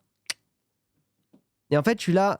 Non, proposer une aventure. C'est là où je trouve que par exemple, Chabat était très bon sur Astérix Obélix Mission Cléopâtre, c'est qu'il a réussi à proposer son humour, mais qui reste accessible à tout le monde. Et ça, c'est le plus dur en écriture. C'est d'arriver à faire des choses qui sont pour monsieur et madame tout le monde, mais avec de la finesse aussi. Vraiment. Et là où le robot brawl, c'est pas fin. C'est bourrin. C'est vraiment Kaamelott, on adore au couille. Voilà. Mais c'est normal. Après, j'ai 1/10 de l'intelligence d'Alexandre Astier, hein, même pas. 1/100. C'est quelqu'un d'incroyablement génial, enfin que j'aime énormément, qui est largement meilleur que moi pour écrire des choses, bien sûr. Mais voilà, ça n'empêche pas que sur cette scène, je trouve, était assez critiquable. Mais il le sait, ils sont pas cons, les gens les réals et les gens qui écrivent les scénaristes, ils savent, bien sûr.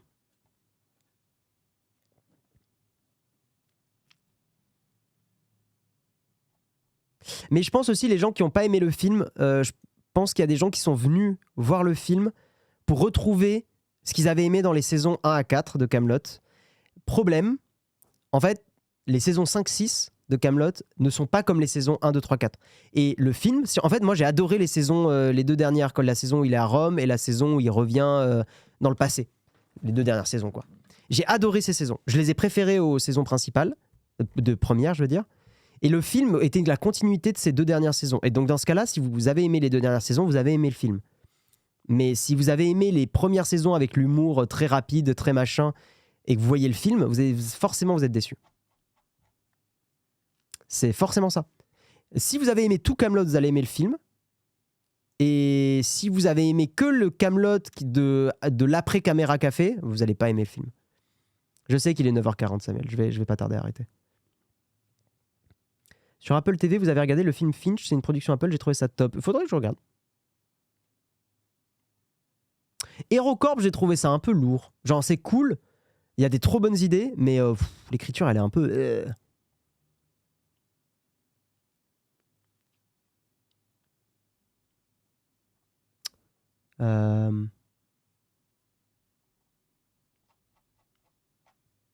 J'ai énormément aimé le film, mais faut pas s'attendre à un prolongement du film. Astier avait annoncé d'emblée, les saisons 5-6 sont juste géniales dans l'écriture, la réal, c'est top. J'ai adoré les saisons 5-6, moi. Je les trouve vraiment bien.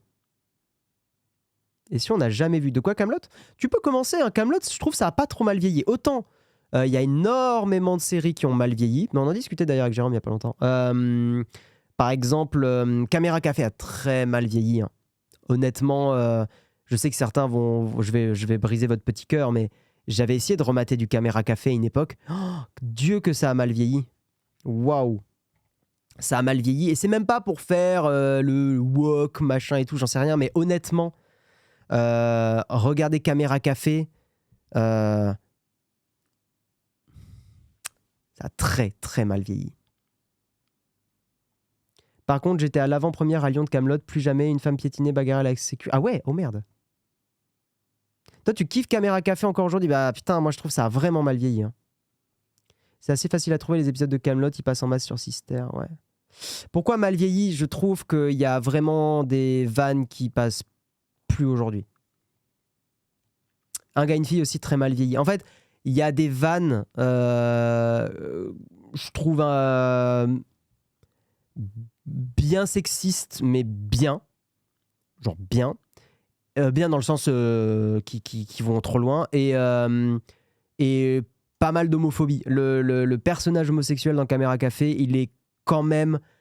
il se fait quand même menacer régulièrement par un des mecs de la société, quoi. Et alors, on pourrait se dire, oui, mais c'est marrant parce que... Moi, je trouve que ça passe plus. Voilà, avec l'œil d'aujourd'hui, ça a très mal vieilli. C'est normal que les choses aussi bougent un peu là-dessus. Scrubs, ça a mal vieilli. Ah ouais? Parce que j'ai maté il n'y a pas si longtemps, il y a quelques années, Scrubs. J'avais pas trouvé que ça vieillissait si mal que ça. Oui, c'est ça. Un gars, une fille, c'est la vision stéréotypée d'un couple d'il y a 30 ans. Oui, donc forcément, il y a des choses il y a 30 ans. Mais effectivement, il y a des trucs de la façon dont le personnage que joue Jean Dujardin parlait au personnage que jouait Alexandra Lamy, Chouchou et Loulou, voilà ça. Il y a des moments où en fait tu revois le truc et tu te rends compte,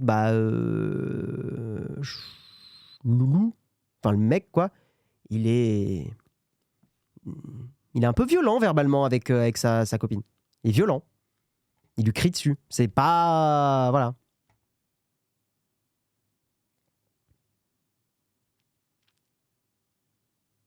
Ouais, j'ai pas trouvé, moi, Scrubs, vraiment que ça avait mal vieilli, pour le coup. Le film Caméra... Ils ont fait un film Caméra Café? 20 ans après, tu sens bien que l'époque a changé et qu'ils sont conscients dans le traitement. Ok. Ouais, H aussi a très mal vieilli. H a très mal vieilli. Après, pour rendre à César ce qui est à César, et Jérôme un peu le disait aussi quand on en discutait, H a permis quand même à une génération d'humoristes issus de minorités aussi, hein, quand on y pense, d'être un peu sur le devant de la scène. Les Jamel Debbouze, les Eric et Ramsey et tout, c'est pas des visages qu'on voyait beaucoup en France à l'époque. H... Et voilà, il y a plein de trucs qui passeraient plus, mais H a quand même pu mettre en avant une génération d'humoristes qui aujourd'hui sont quand même encore dans le coup, quoi, et sont quand même encore assez cool. Jamel, c'est chouette aujourd'hui ce qu'il fait de mettre en avant des petits artistes et tout. Enfin, j'aime bien ce qui est devenu Jamel, par exemple. Je trouve que c'est bien. Ça fait partie des gens, pour un peu de positif dans le mug pour le coup, qui ont un peu rendu ce qu'ils ont reçu. J'aime bien. Voilà. Mais après, sur le temps, voilà, je comprends. Moi aussi, j'ai grandi avec de l'humour et il y a des choses qui aujourd'hui pourraient encore me faire sourire. Mais moi, je trouve ça bien. Le regard qu'on porte sur plein de choses aujourd'hui a changé. C'est pas grave. Il n'y a rien de grave. C'est normal. Pour avoir revu quelques épisodes il y a pas longtemps, Loulou est un macho écervelé qui joue au football, fait la baston et conduit des bagnoles, alors que Chouchou est une meuf écervelée qui sait rien faire de ses 10 doigts, comme son gars, et qui est faussement spirituel du lot. Ouais, c'est ça, ça a vieilli. Ça a très mal vieilli.